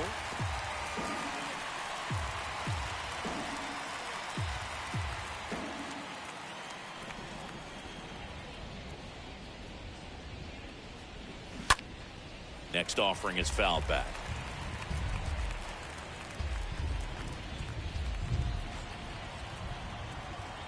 And a pitch. That one not close. And it's 2-2.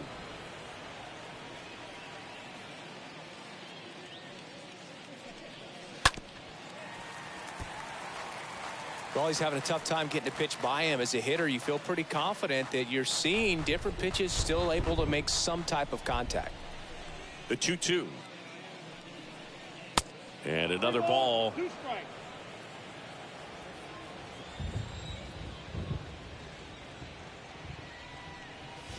Swing and a miss. The velocity blasted it right past him. Gio Urshela to the plate. He's got pop, which is a little sneaky because he's so comfortable with taking his base hits to the opposite field. But he can jump you if you make a mistake. First offering, and it just misses. And that's a pitch early in this game. He needs called for a strike. Struggling with command issues. He's got to get a little help from the umpire.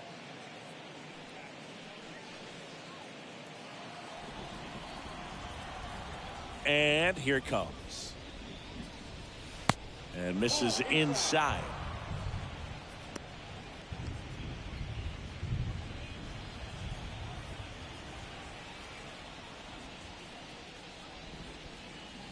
That one missed.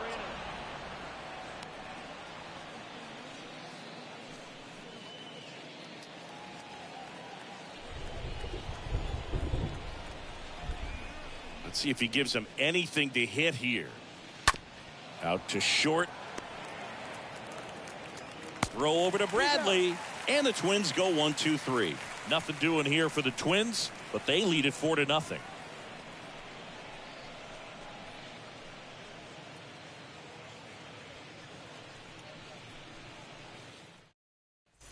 Here in Cleveland, as we go to the last of the third. Here's Andres Jimenez. The second baseman, Bundy back to work. Jimenez. That's out to center field. Polanco drifts towards it. And there's one away. That's a really nice play, ranging back into the outfield for that catch. We all know those can be a little tricky, especially if the wind's swirling around out there. Mercado. Now it's Oscar Mercado. He was hitless in 4 at-bats yesterday.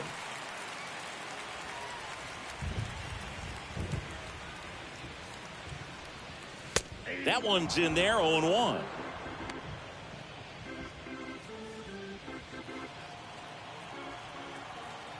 One down, base is empty. That's in there. And the count is 0-2. And a pitch. And he chases that one. And there are 2 outs. No, that pitch wasn't even close to being a strike, and that just goes to show you how defensive hitters can become when they're up against an 0-2 count. You're just hoping for a mistake somewhere near the zone that you can get the bat to, but right there, he was clearly anxious. He was swinging when the ball left the hand. Austin Hedges stands in.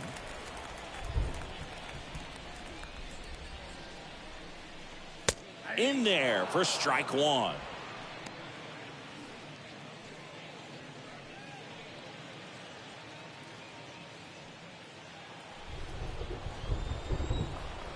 The wide to kick the pitch. Ball. 1-1.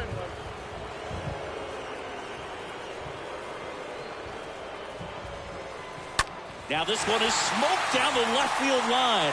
On its way, if it's fair, out of here. His first homer of the year, and they've got their first run. It's 4-1.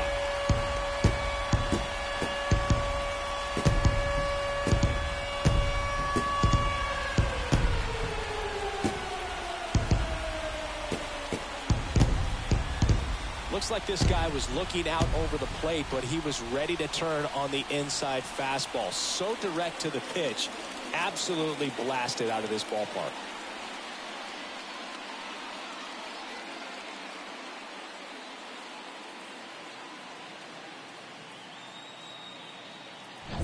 Miles Straw digs in for the Guardians. He struck out swinging at his first at-bat. Number 7. That hits the dirt, and that's ball 1. Oh, this guy's going to have to slow things down. There's no reason for him to even check swing on that pitch. It was never even close. Bouncer to second. Polanco tosses to first. And that'll do it. But not before they answer back with a solo home run. It's now a 4-1 ball game.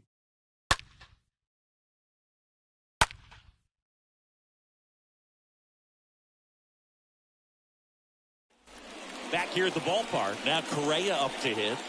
Sing, you talk about a guy that has all the skills. The range is really good, but the arm just stands out, and he makes all the plays. And because of that big power arm, he's able to play a little bit deeper, make throws from the outfield grass all the way across the diamond, and still get a pretty good runner. That's impressive.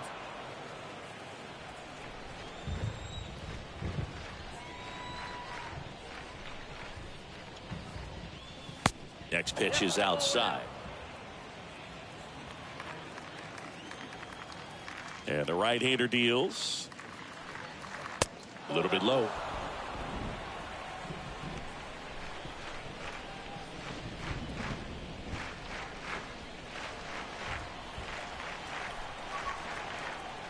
The pitch.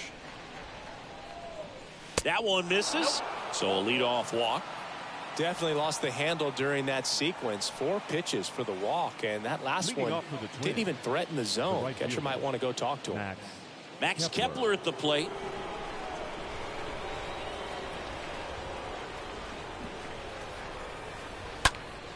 And first offering is fouled off. Nobody out. Runner at first.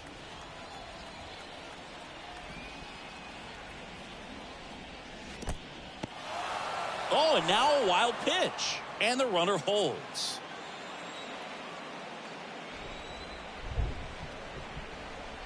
Here's a 1-1. And now this one's a rocket to right. Way back there. Gone. Max Kepler knocks one out. His first homer of the year, and they add a couple more. It's 6-1. He absolutely crushed that one. No doubt about that one, Boog. We knew it wasn't coming back.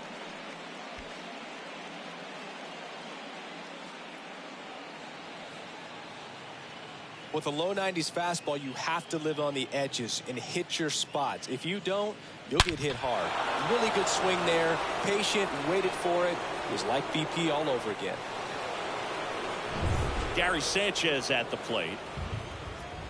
Now batting, the catcher, Gary. In there, and it's 0-1. You and I got a chance to broadcast the 2019 All-Star Game, and the city of Cleveland did such a great job. I felt like wherever you turned, there was some type of ad for the All-Star Game, a face of one of the players playing in the game. I thought the city overall supported the event really well. 1 ball, 1 strike.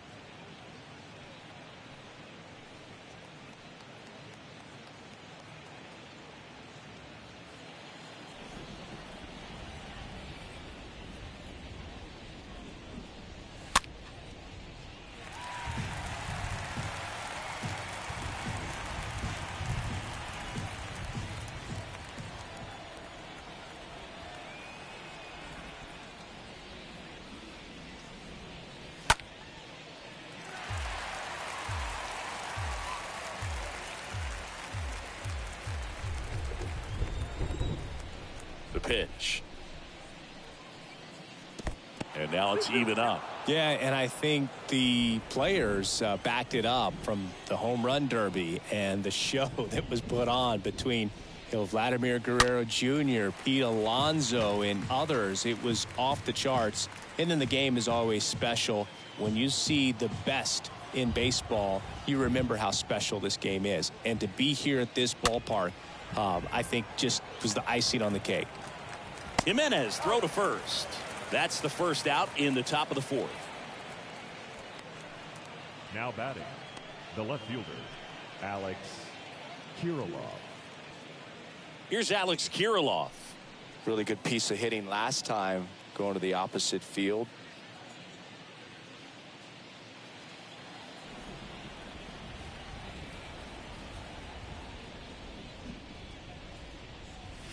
First pitch, and that's in for a strike.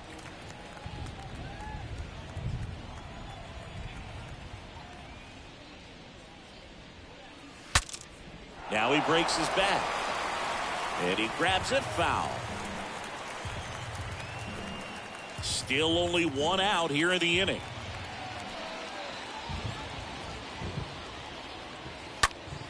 Next offering is fouled back.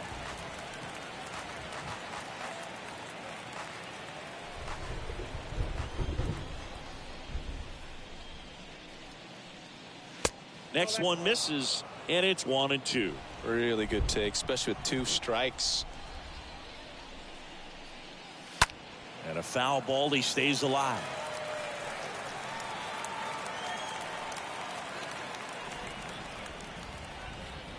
And a pitch.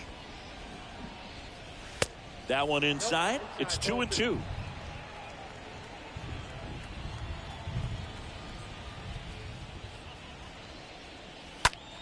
Stays alive.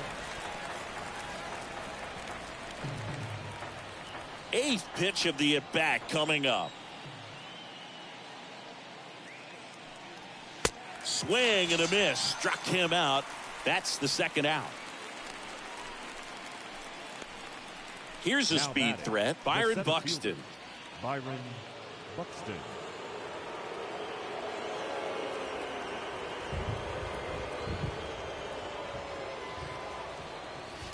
Rolled softly, but that goes foul.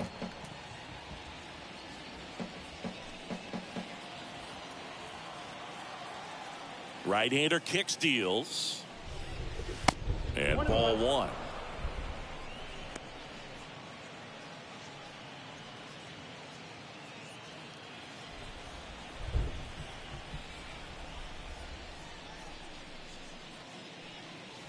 Swings through that. Yep, 1-2.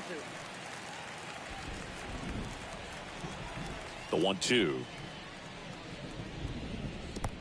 2 balls, 2 strikes.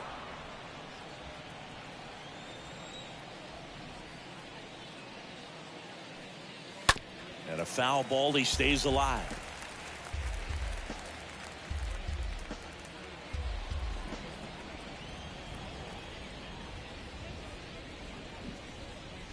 And down on strikes. That's out number 3. But the Twins bring in 2 on the homer. And this is now a 6-1 ball game.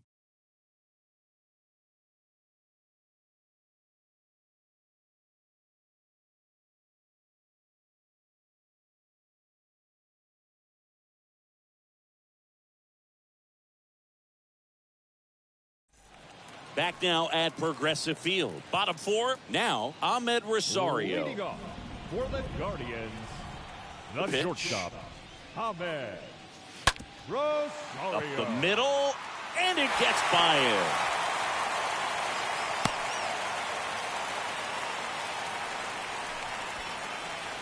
Now batting. So man aboard. So in now for Cleveland, Jose Ramirez. Struck out looking at his first at bat. Here's the pitch. Runner goes. Strike in there. Sanchez throws. Too late. Stolen base. That was close, but StatCast shows us why he so often seems to be on the safe side of these steal attempts, Chris. Yeah, you see that plus speed, and he needed every last bit of it to swipe that bag. Such a threat on the bases. Comes up empty on the swing. 0-2 now. Quickly in an 0-2 count, you've got to figure out a way to shorten your path to the baseball. Put it in play somewhere, then you got a chance. That one ran inside, almost got him.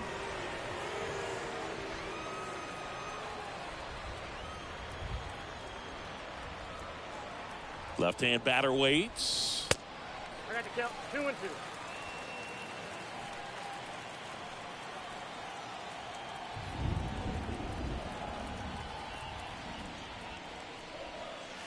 Stays alive.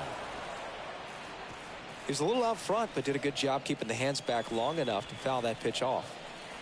No outs. Runner on second.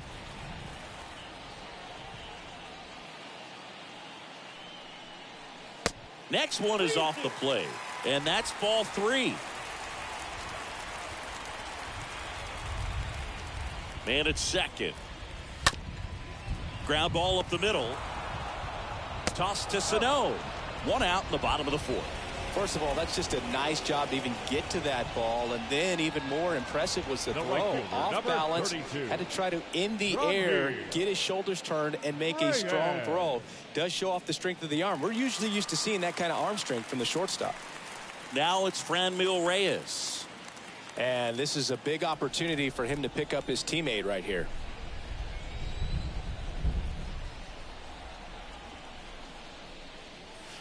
And he swings and misses at the initial offering. 1 away with a runner at third.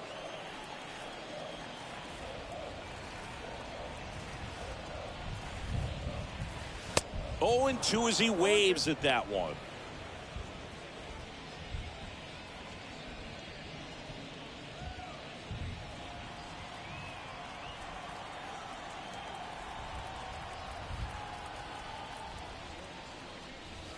Inside, just missed.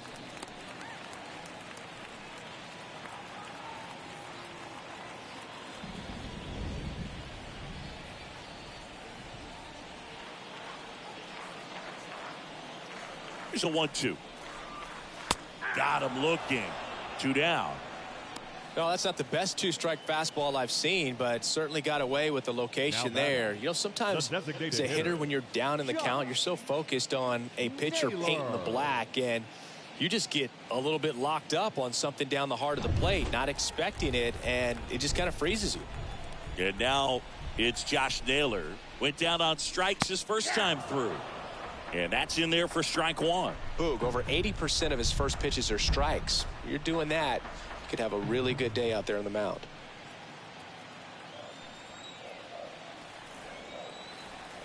And now the 0-1. Ripped on the ground to second. To first. That ends the inning. Guardians lead 1. They trail it 6-1.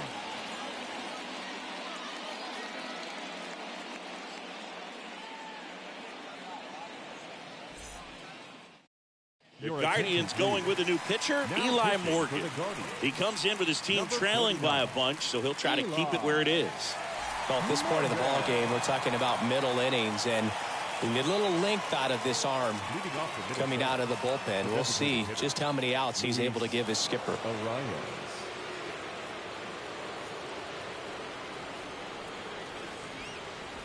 And the pitch.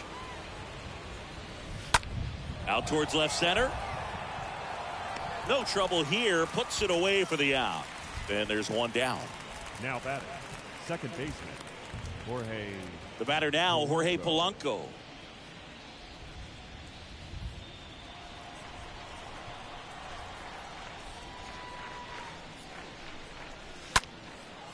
Swing and a line drive caught. Now batting, the first baseman, Miguel Sano. So up next for Minnesota, Miguel Sano. He's already homered here in this one.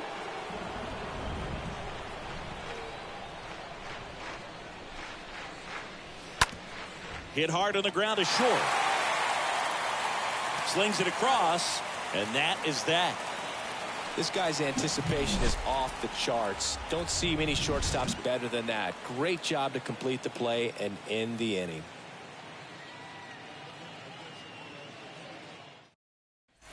Welcome back. We head to the bottom of the fifth. And now here is Bobby Bradley. Guardians, the first baseman, Bobby Bradley. The pitch. Just off the inside edge.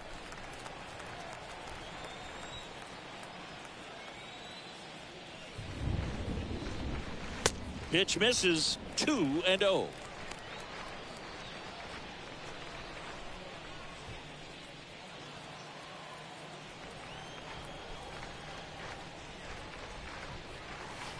That clips the corner.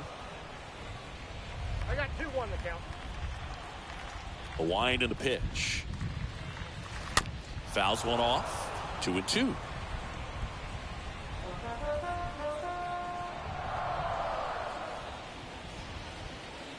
Left-hand hitter waits. And a foul ball. He stays alive.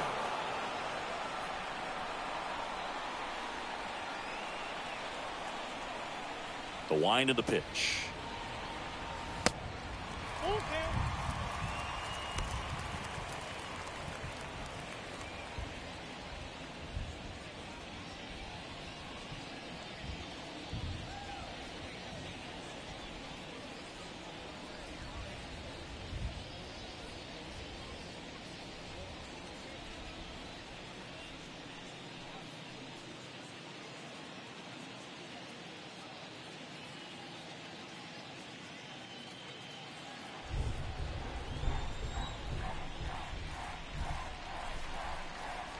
Fouled off again, and it remains 3-2. A little early on that fastball. I'm sure the pitcher taking a note. Look for an off-speed pitch on this next one. 3-2 now. Swing and a miss. Struck him out. And the leadoff man set down in their half of the fifth. Well, he's been racking up the strikeouts, and what's so impressive, not walking anyone. I mean, this guy's just going right after hitters, filling up the strike zone, and it looks like hitters, they're trying to think with him, but they just are a pitch behind. Dominating stuff out there on the mound. And now Andres Jimenez. And first offering is fouled off.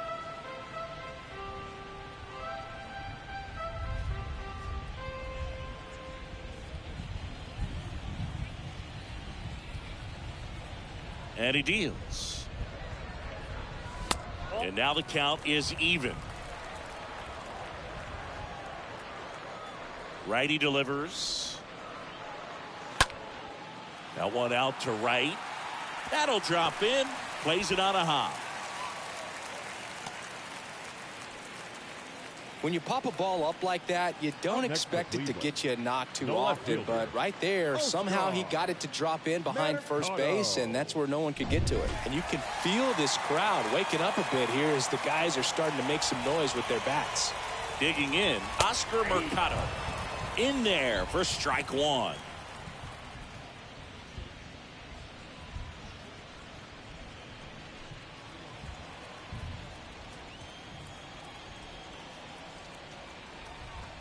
Kicks and deals. And it's even up. This is one of those situations the infielders have to pre-plan and understand that the ball's got to be hit extremely hard right at them if they're going to have a chance to go for a double play.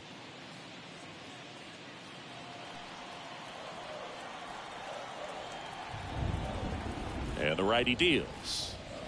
And that's outside.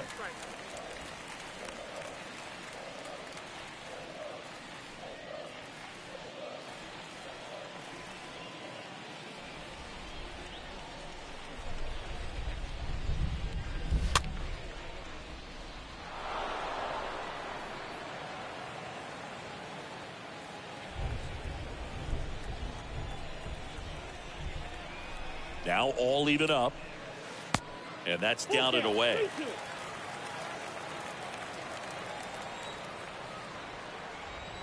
Three and two now. And that's ball four. Now a great back and forth in that at bat. He had to lay off some really close pitches, and somehow Bogey found a way to keep the bat on his shoulder right there. I'll tell you right now, I couldn't have done it.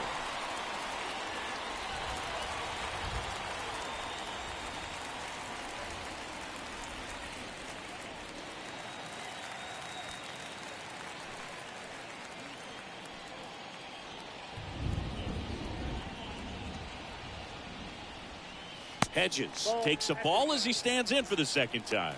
Here's an opportunity. If you're going to get back in this game, you have to take advantage of this situation. This feels like their chance.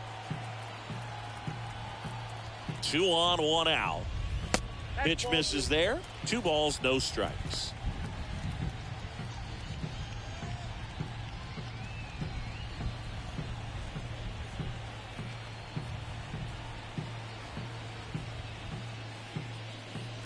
And there's a strike.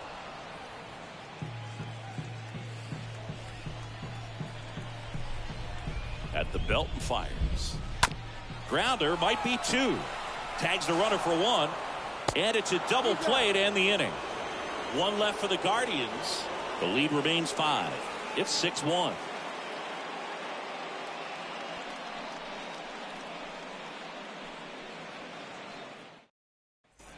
Back here in Cleveland, Gio Urshela steps in.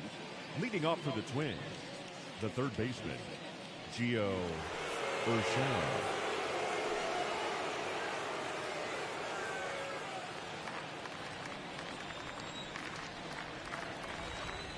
Morgan back to work. He swings and misses at the first pitch. 0-1. Righty to the plate. Good eye right there.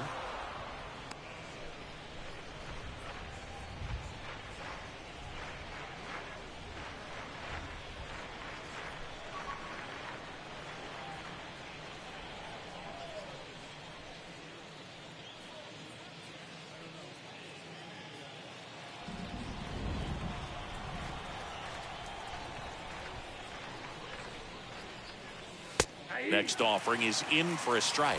That fastball, even though it's up, that's the velocity you want to go after. Low 90s, a lot better than trying to hit the high 90s. In the air, right field. Puts it away for the out.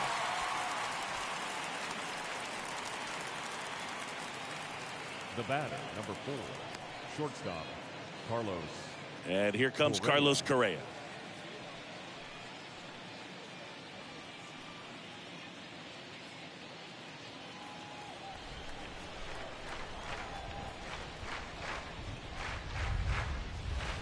Next offering is down low. Ball 1.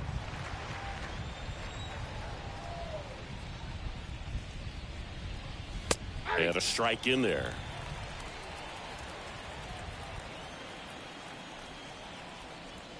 Kicks and fires.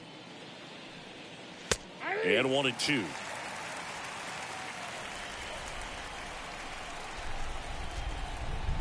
Here comes the pitch. And a ball evens the count.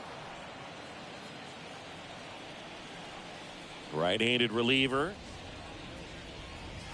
Swing and a miss. And he's down on strikes. 2 gone.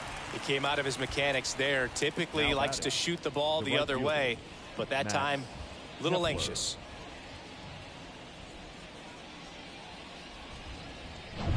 2 outs, base is empty. Now it's the right fielder, Max Kepler. That one's in there, 0-1.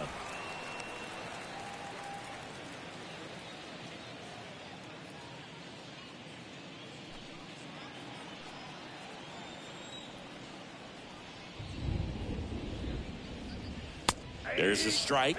Well, he didn't like those first 2 pitches. Now in an 0-2 hole, he's going to have to battle, hope he gets a mistake. One guy that was really great once the count got to 2 strikes, Miguel Cabrera. That missed inside, and the count 1-2.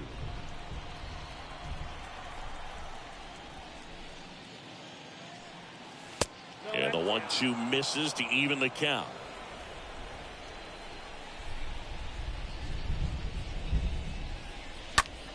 Liner snagged at first. Top of the order due up in the home half of the 6th. It's the Twins 6 and the Guardians 1.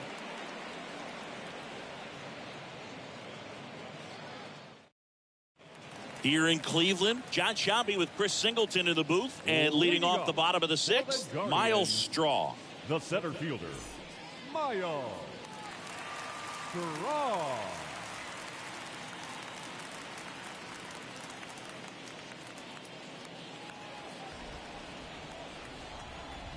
The wind of the pitch. Ball 1 low. And a pitch. Swings through that one for strike 1. The pitch. This one in the air, center field. Buxton brings it in, and there's one down. The batter, number 1, shortstop, Ahmed Rosario. So digging in, Ahmed Rosario.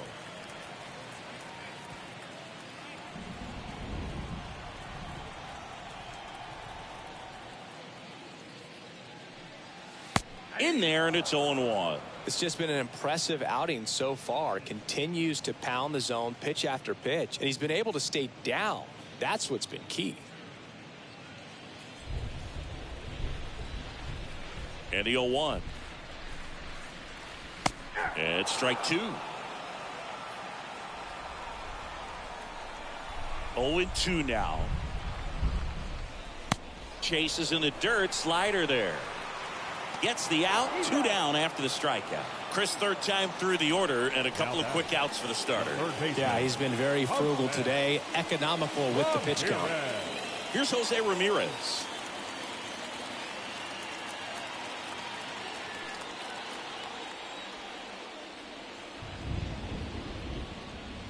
And he swings and misses, and it's 0-1.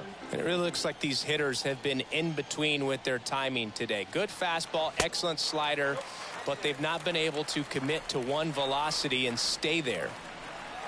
Definitely a frustrating day for the offense, but when they look at it, this guy's had his best stuff. Been painting the corners, working on the edges, and changing speeds. Just a difficult one. You tip your cap. Next offering is in for a strike. I got to count 1 and 2.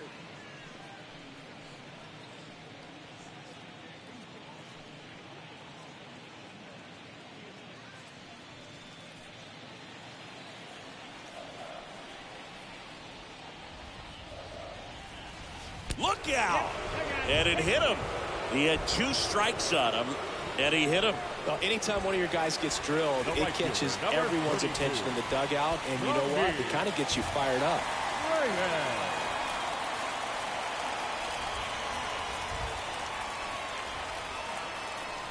Reyes in the box with 2 gone, and takes a look at a called strike.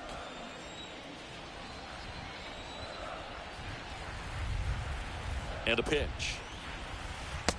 And a big swing and a miss. He finds himself in a tough situation early. Just got to try to simplify it. Take a knock the other way if you can.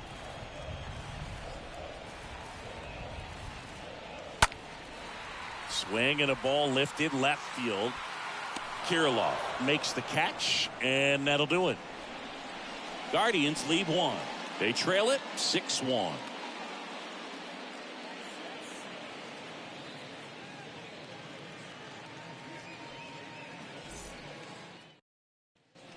And welcome back. Stepping in, Gary Sanchez. With this kind of lead, he can swing freely, try to hit the ball out of the park, do what he loves to do.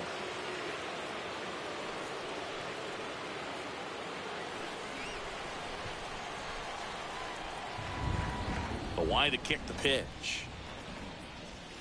There's the strike. Activity in the bullpen. Ryan Shaw appears to be getting loose. Sandlin warming up as well.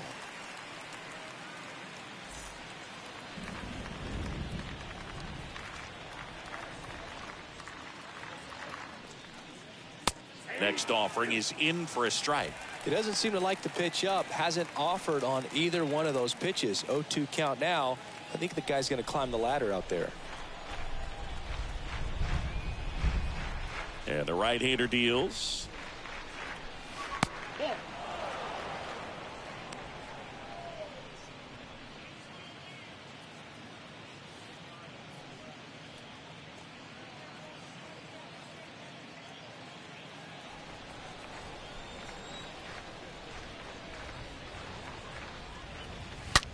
Smash to the left side. And they get the leadoff hitter in the 7th. The batter, the left fielder, Alex Kirilloff. So up next, Alex Kirilloff.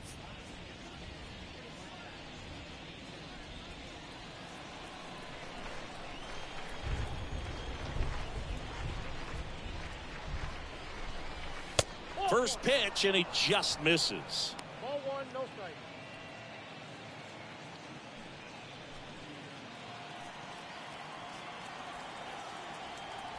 Right-hander kicks, deals. And it's fouled away.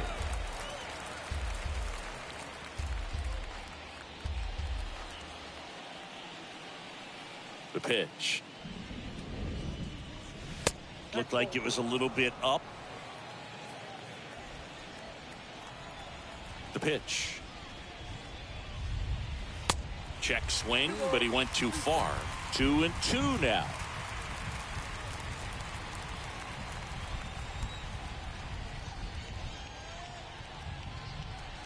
The punch out there.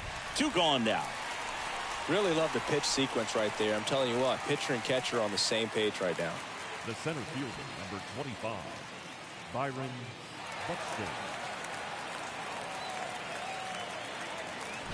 Back to the leadoff spot in the Twins lineup. And next for Minnesota, Byron Buxton. First pitch, and that's in for a strike.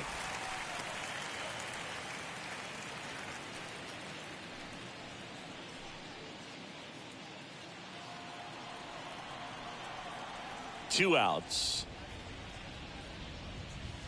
And now it's even up.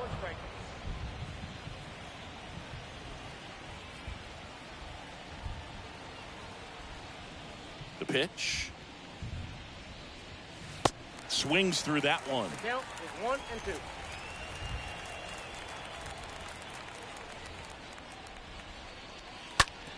Bounced up the middle. On to first. And that is that. Down go the Twins in order. They lead it though 6-1. 7th inning stretch.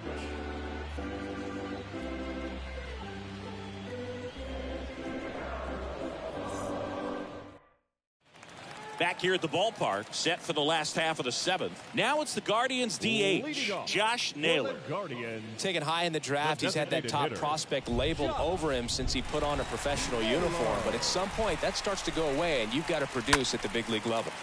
Next pitch is popped up. Urshela under it, and there's one down. The first baseman, number 44, Bobby Bradley. Bobby Bradley digs in for the Guardians.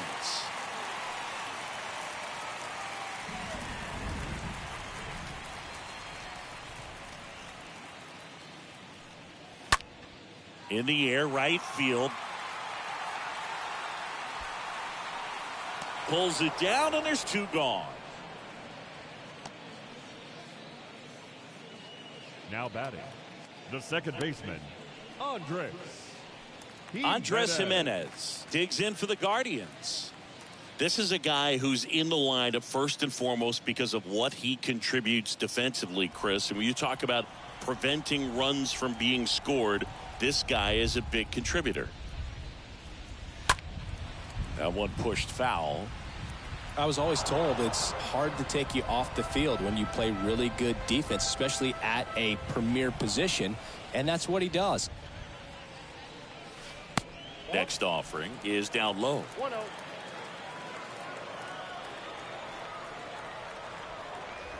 And a pitch. Hot shot to third. Tosses to first. Guardians go down in order. Starting to run out of outs as they're unable to chip away. We look ahead to inning number 8. It's the Twins 6 and the Guardians 1.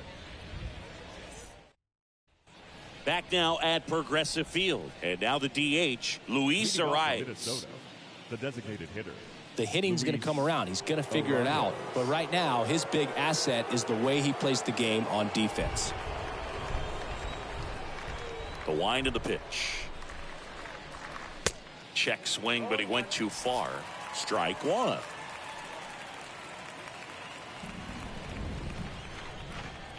The 0-1.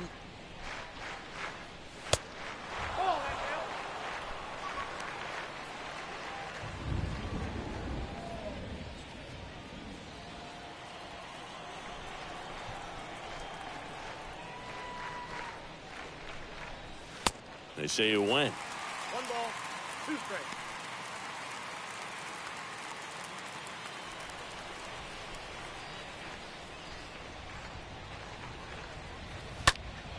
Stays alive.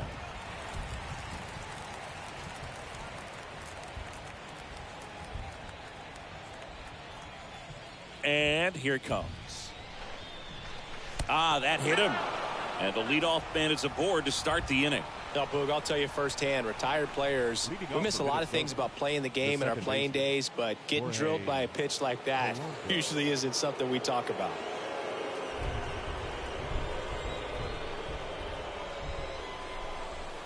And first offering is fouled off.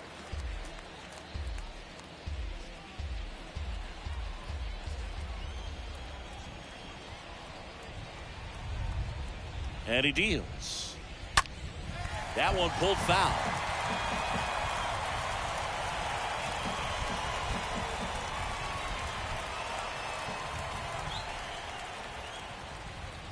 The next pitch misses. Going to count 1-2.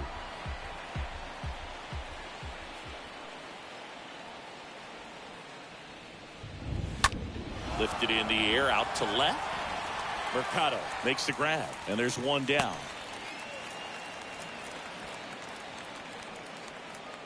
The first baseman, number 22, Miguel. Now the Minnesota cleanup hitter, Miguel Sano, for the 4th time tonight.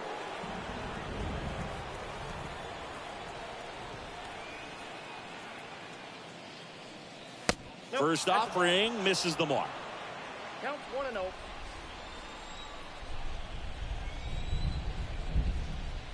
And the pitch.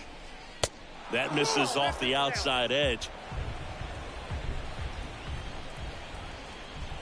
And the righty deals.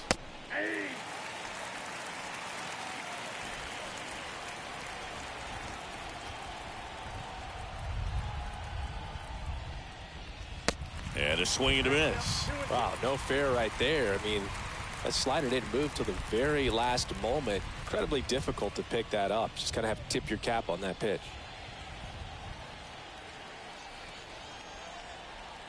2-2 now. Recognize that changeup right out of the hand. Just spit on it.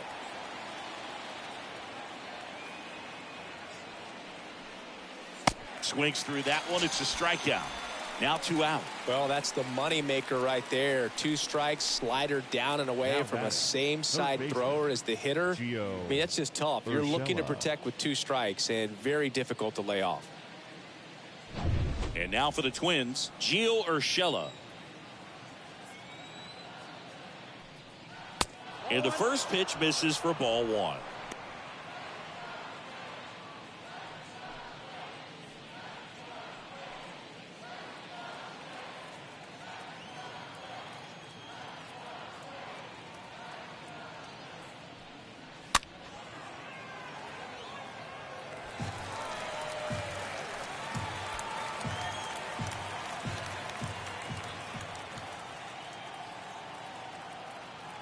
kicks and deals. And a foul ball third base side.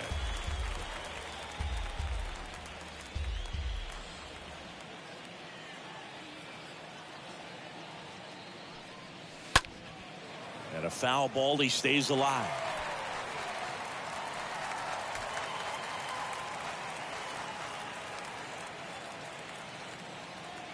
Kicks and fires. That one just misses. Well, he's so great about hitting the ball the other way. He gets those arms extended. So right there, just trying to straighten him up a little bit so he doesn't have as much outside plate coverage. They take the force out, and that is that. Twins wind up stranding one. They still lead it, though, 6-1.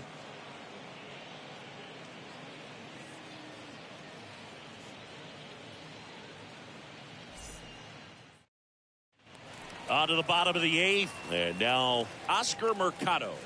Leading off for the Guardians, the left fielder, Oscar. The pitch. Mercado. Out to short. To first, but it pulls him off the bag. Well, it's been a struggle on offense for them in this one, so maybe that wakes them up a little bit. You know, an error can certainly give the opposing lineup something to get excited about. You got somebody on base, so we'll see if they can make something of it. Austin Hedges now. He's already homered in this game. This guy, one of the best defensive catchers going. You talk about framing, the ability to block, catch, and throw. He is at the top of the game.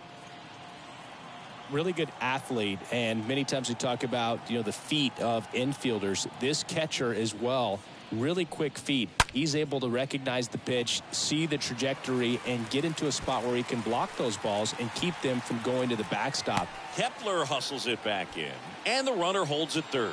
Now, no waiting around right there. He was ready to swing it on the first pitch. Got a fastball, middle of the plate, jumped all over it. Absolutely smoked that ball.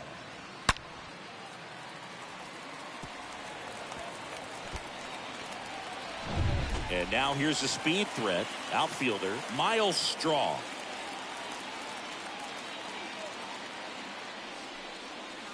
First offering misses badly for ball one. Really impressive with the way he frames, the way that he sets it up, because sometimes those pitches are off the plate, but because he sets up and presents it so well, he steals strikes for his pitcher. Next pitch misses. Now 2-0. Some movement in the Twins bullpen. Jorge Alcala, the hard-throwing righty, is up and loosening. Rogers, the power lefty, up as well. No outs. Runners at first and third.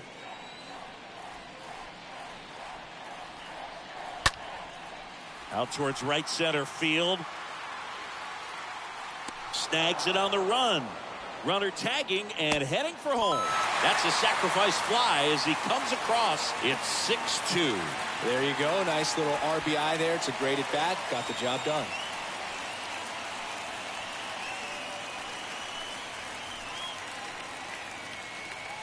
Man at first. And now the shortstop, Ahmed Rosario. Now, these guys definitely looking for a big swing of the bat right here. Try to close that gap. But, you know, at the very least, if you could find a way to manufacture that run from first, it feels like it's really important to getting back into this ballgame. First offering, and it just misses.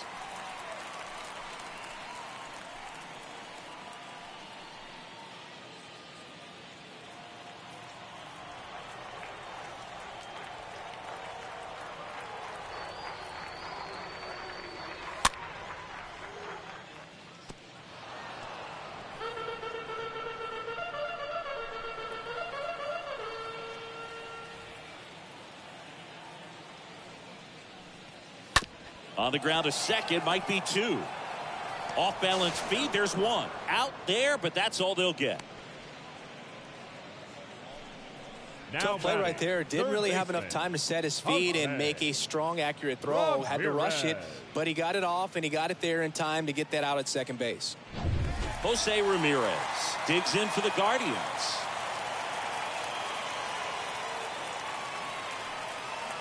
First pitch doesn't find the zone.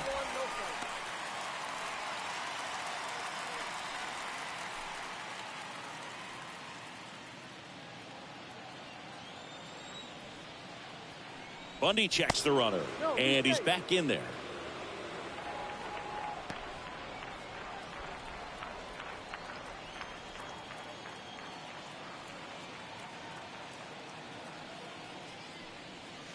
The next offering misses, and it's 2-0.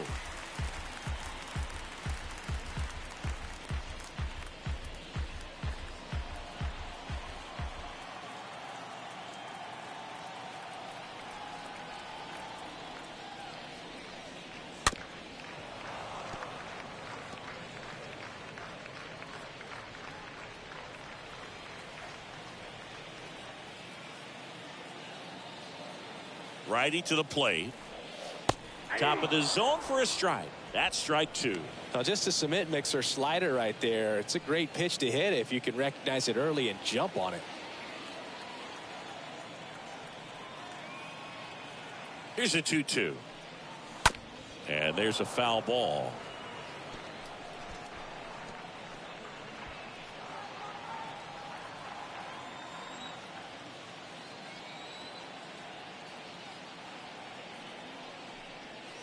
And a swing and a miss. And that's that. 9th inning coming up. It's the Twins 6 and the Guardians 2.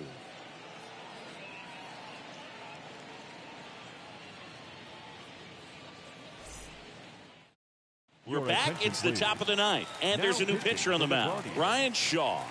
The offense will need to be ready for the breaking stuff. He's got a great curveball.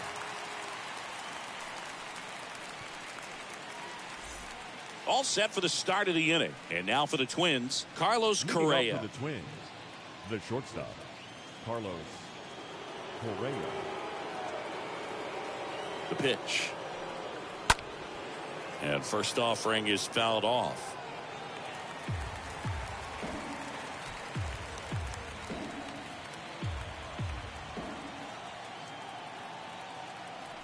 Here comes a pitch.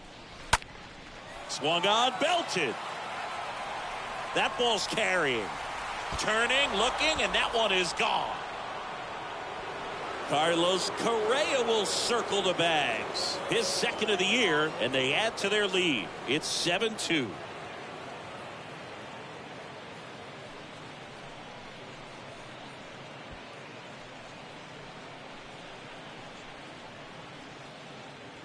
That was one of those home runs where you really don't know if he got enough of it off the bat. I mean, he put a good swing on it clearly, but I wouldn't say he really got the sweet spot on the bat. The exit velo wasn't anything too impressive, but it had all it needed for him to circle the pillows. Up next for the Twins.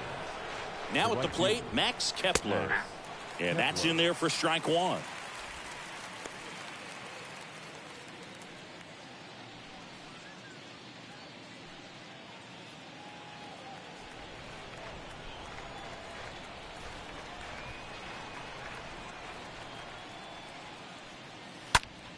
Swing, and that ball smashed on a line.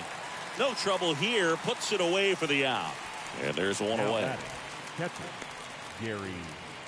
Gary Sanchez now. He is very much your typical power hitter. I'd say he falls into the 3 true outcomes category. Well, we've seen more and more of that lately. The ability to drive the ball to slug is getting heavily favored over any discipline or strikeout concerns. Cleveland has some action going in their pen. Trevor Stephan preparing to come on if needed. And a pitch. That misses the zone. 2 balls, no strikes to count.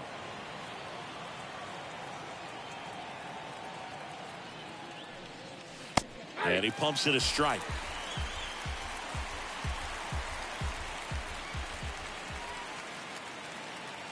At the belt and fires. Strike 2.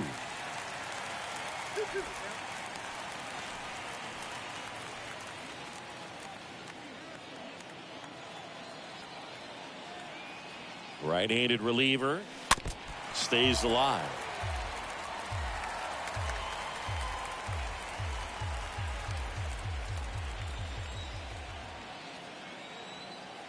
And a pitch. Swing and a miss. Struck him out. 2 away.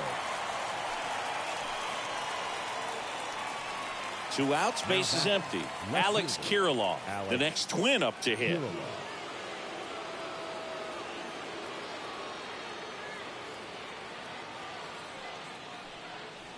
First pitch, and he just misses. Count 1-0.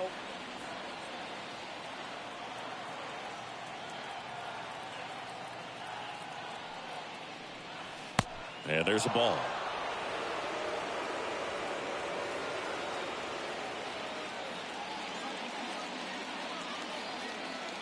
Left-hand batter waits. Just missed. Well, I would expect in this 3-0 count, you're taking all the way. See if he'll walk you.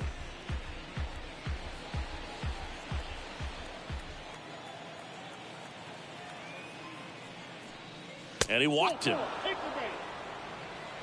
One of the things about that 2-out walk, the base runner over at first base is going to have a very aggressive secondary lead. So a ball down the line or into the gap will produce a 2-out RBI, and those are the best. That is, if you are the offensive side of it. Byron Buxton stands in with 2 away as he takes a ball.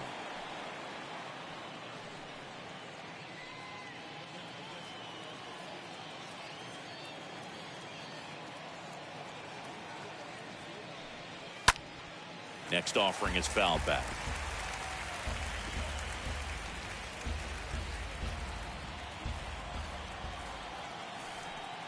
The pitch. And a count 1-2.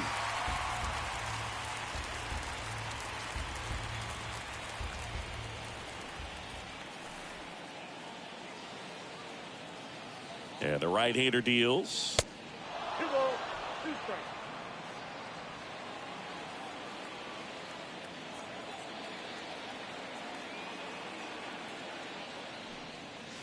And now the count filled up 3-2. 3-2, 2-out, runner on first. A lot of movement in the infield. Hitter's got to stay focused on the pitch. Right-hander kicks, deals. And down on strikes he goes. 3rd out, and that ends the frame. Twins get 1 on this homer. It's now a 7-2 ball game.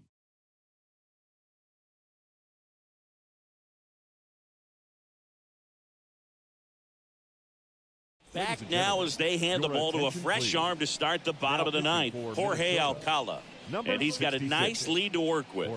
They know that he can get a right-hander out, but he's in position to face a couple of lefties this inning. Last chance for the home team. Now here is Franmil Reyes. For the Guardians, the right fielder. The wind of the pitch. Reyes. Started after it, appeal to first. And he held back, according to Dave Lawrence.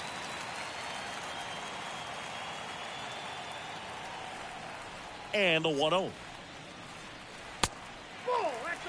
Pretty easy to give up on that pitch right there. Started on the edge of the plate with the spin. You know it's going to finish well off the plate.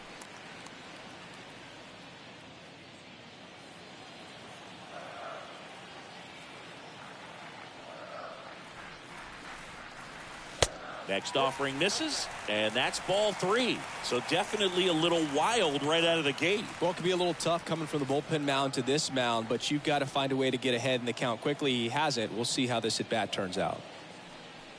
And there's ball 4. Boog, if I were him, I'd be nibbling around the plate as well. I mean, this guy's just capable of hitting pitches outside of the zone and driving them a long way. The designated hitter. So a man aboard, and up next for Cleveland, Josh Naylor.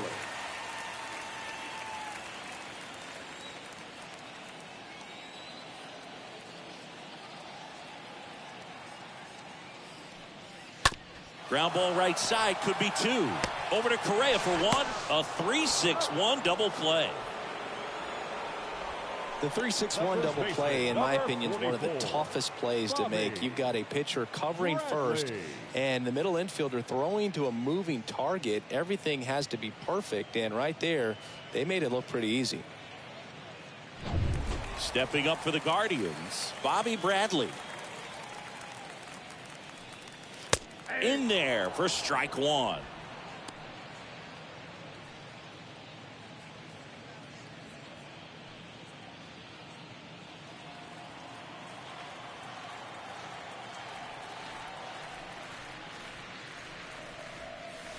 There's a strike. Bullpen activity starting up now. Cody Stashak getting ready to go.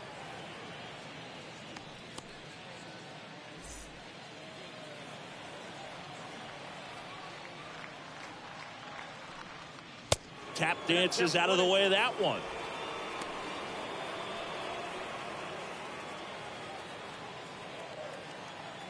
And a ball and 2 strikes.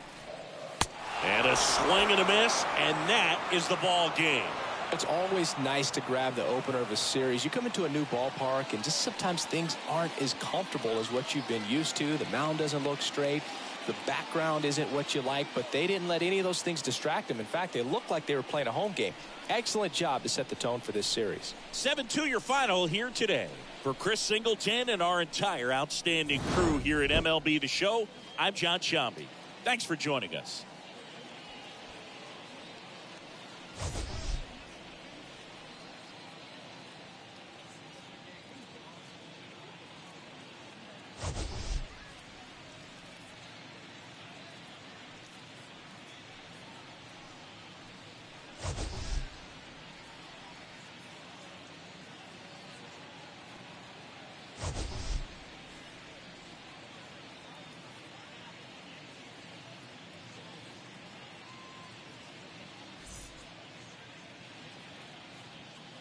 The final line score for our ball game tonight: for the victorious Twins, 7 runs, 5 hits, 1 error. They left 3 men on base.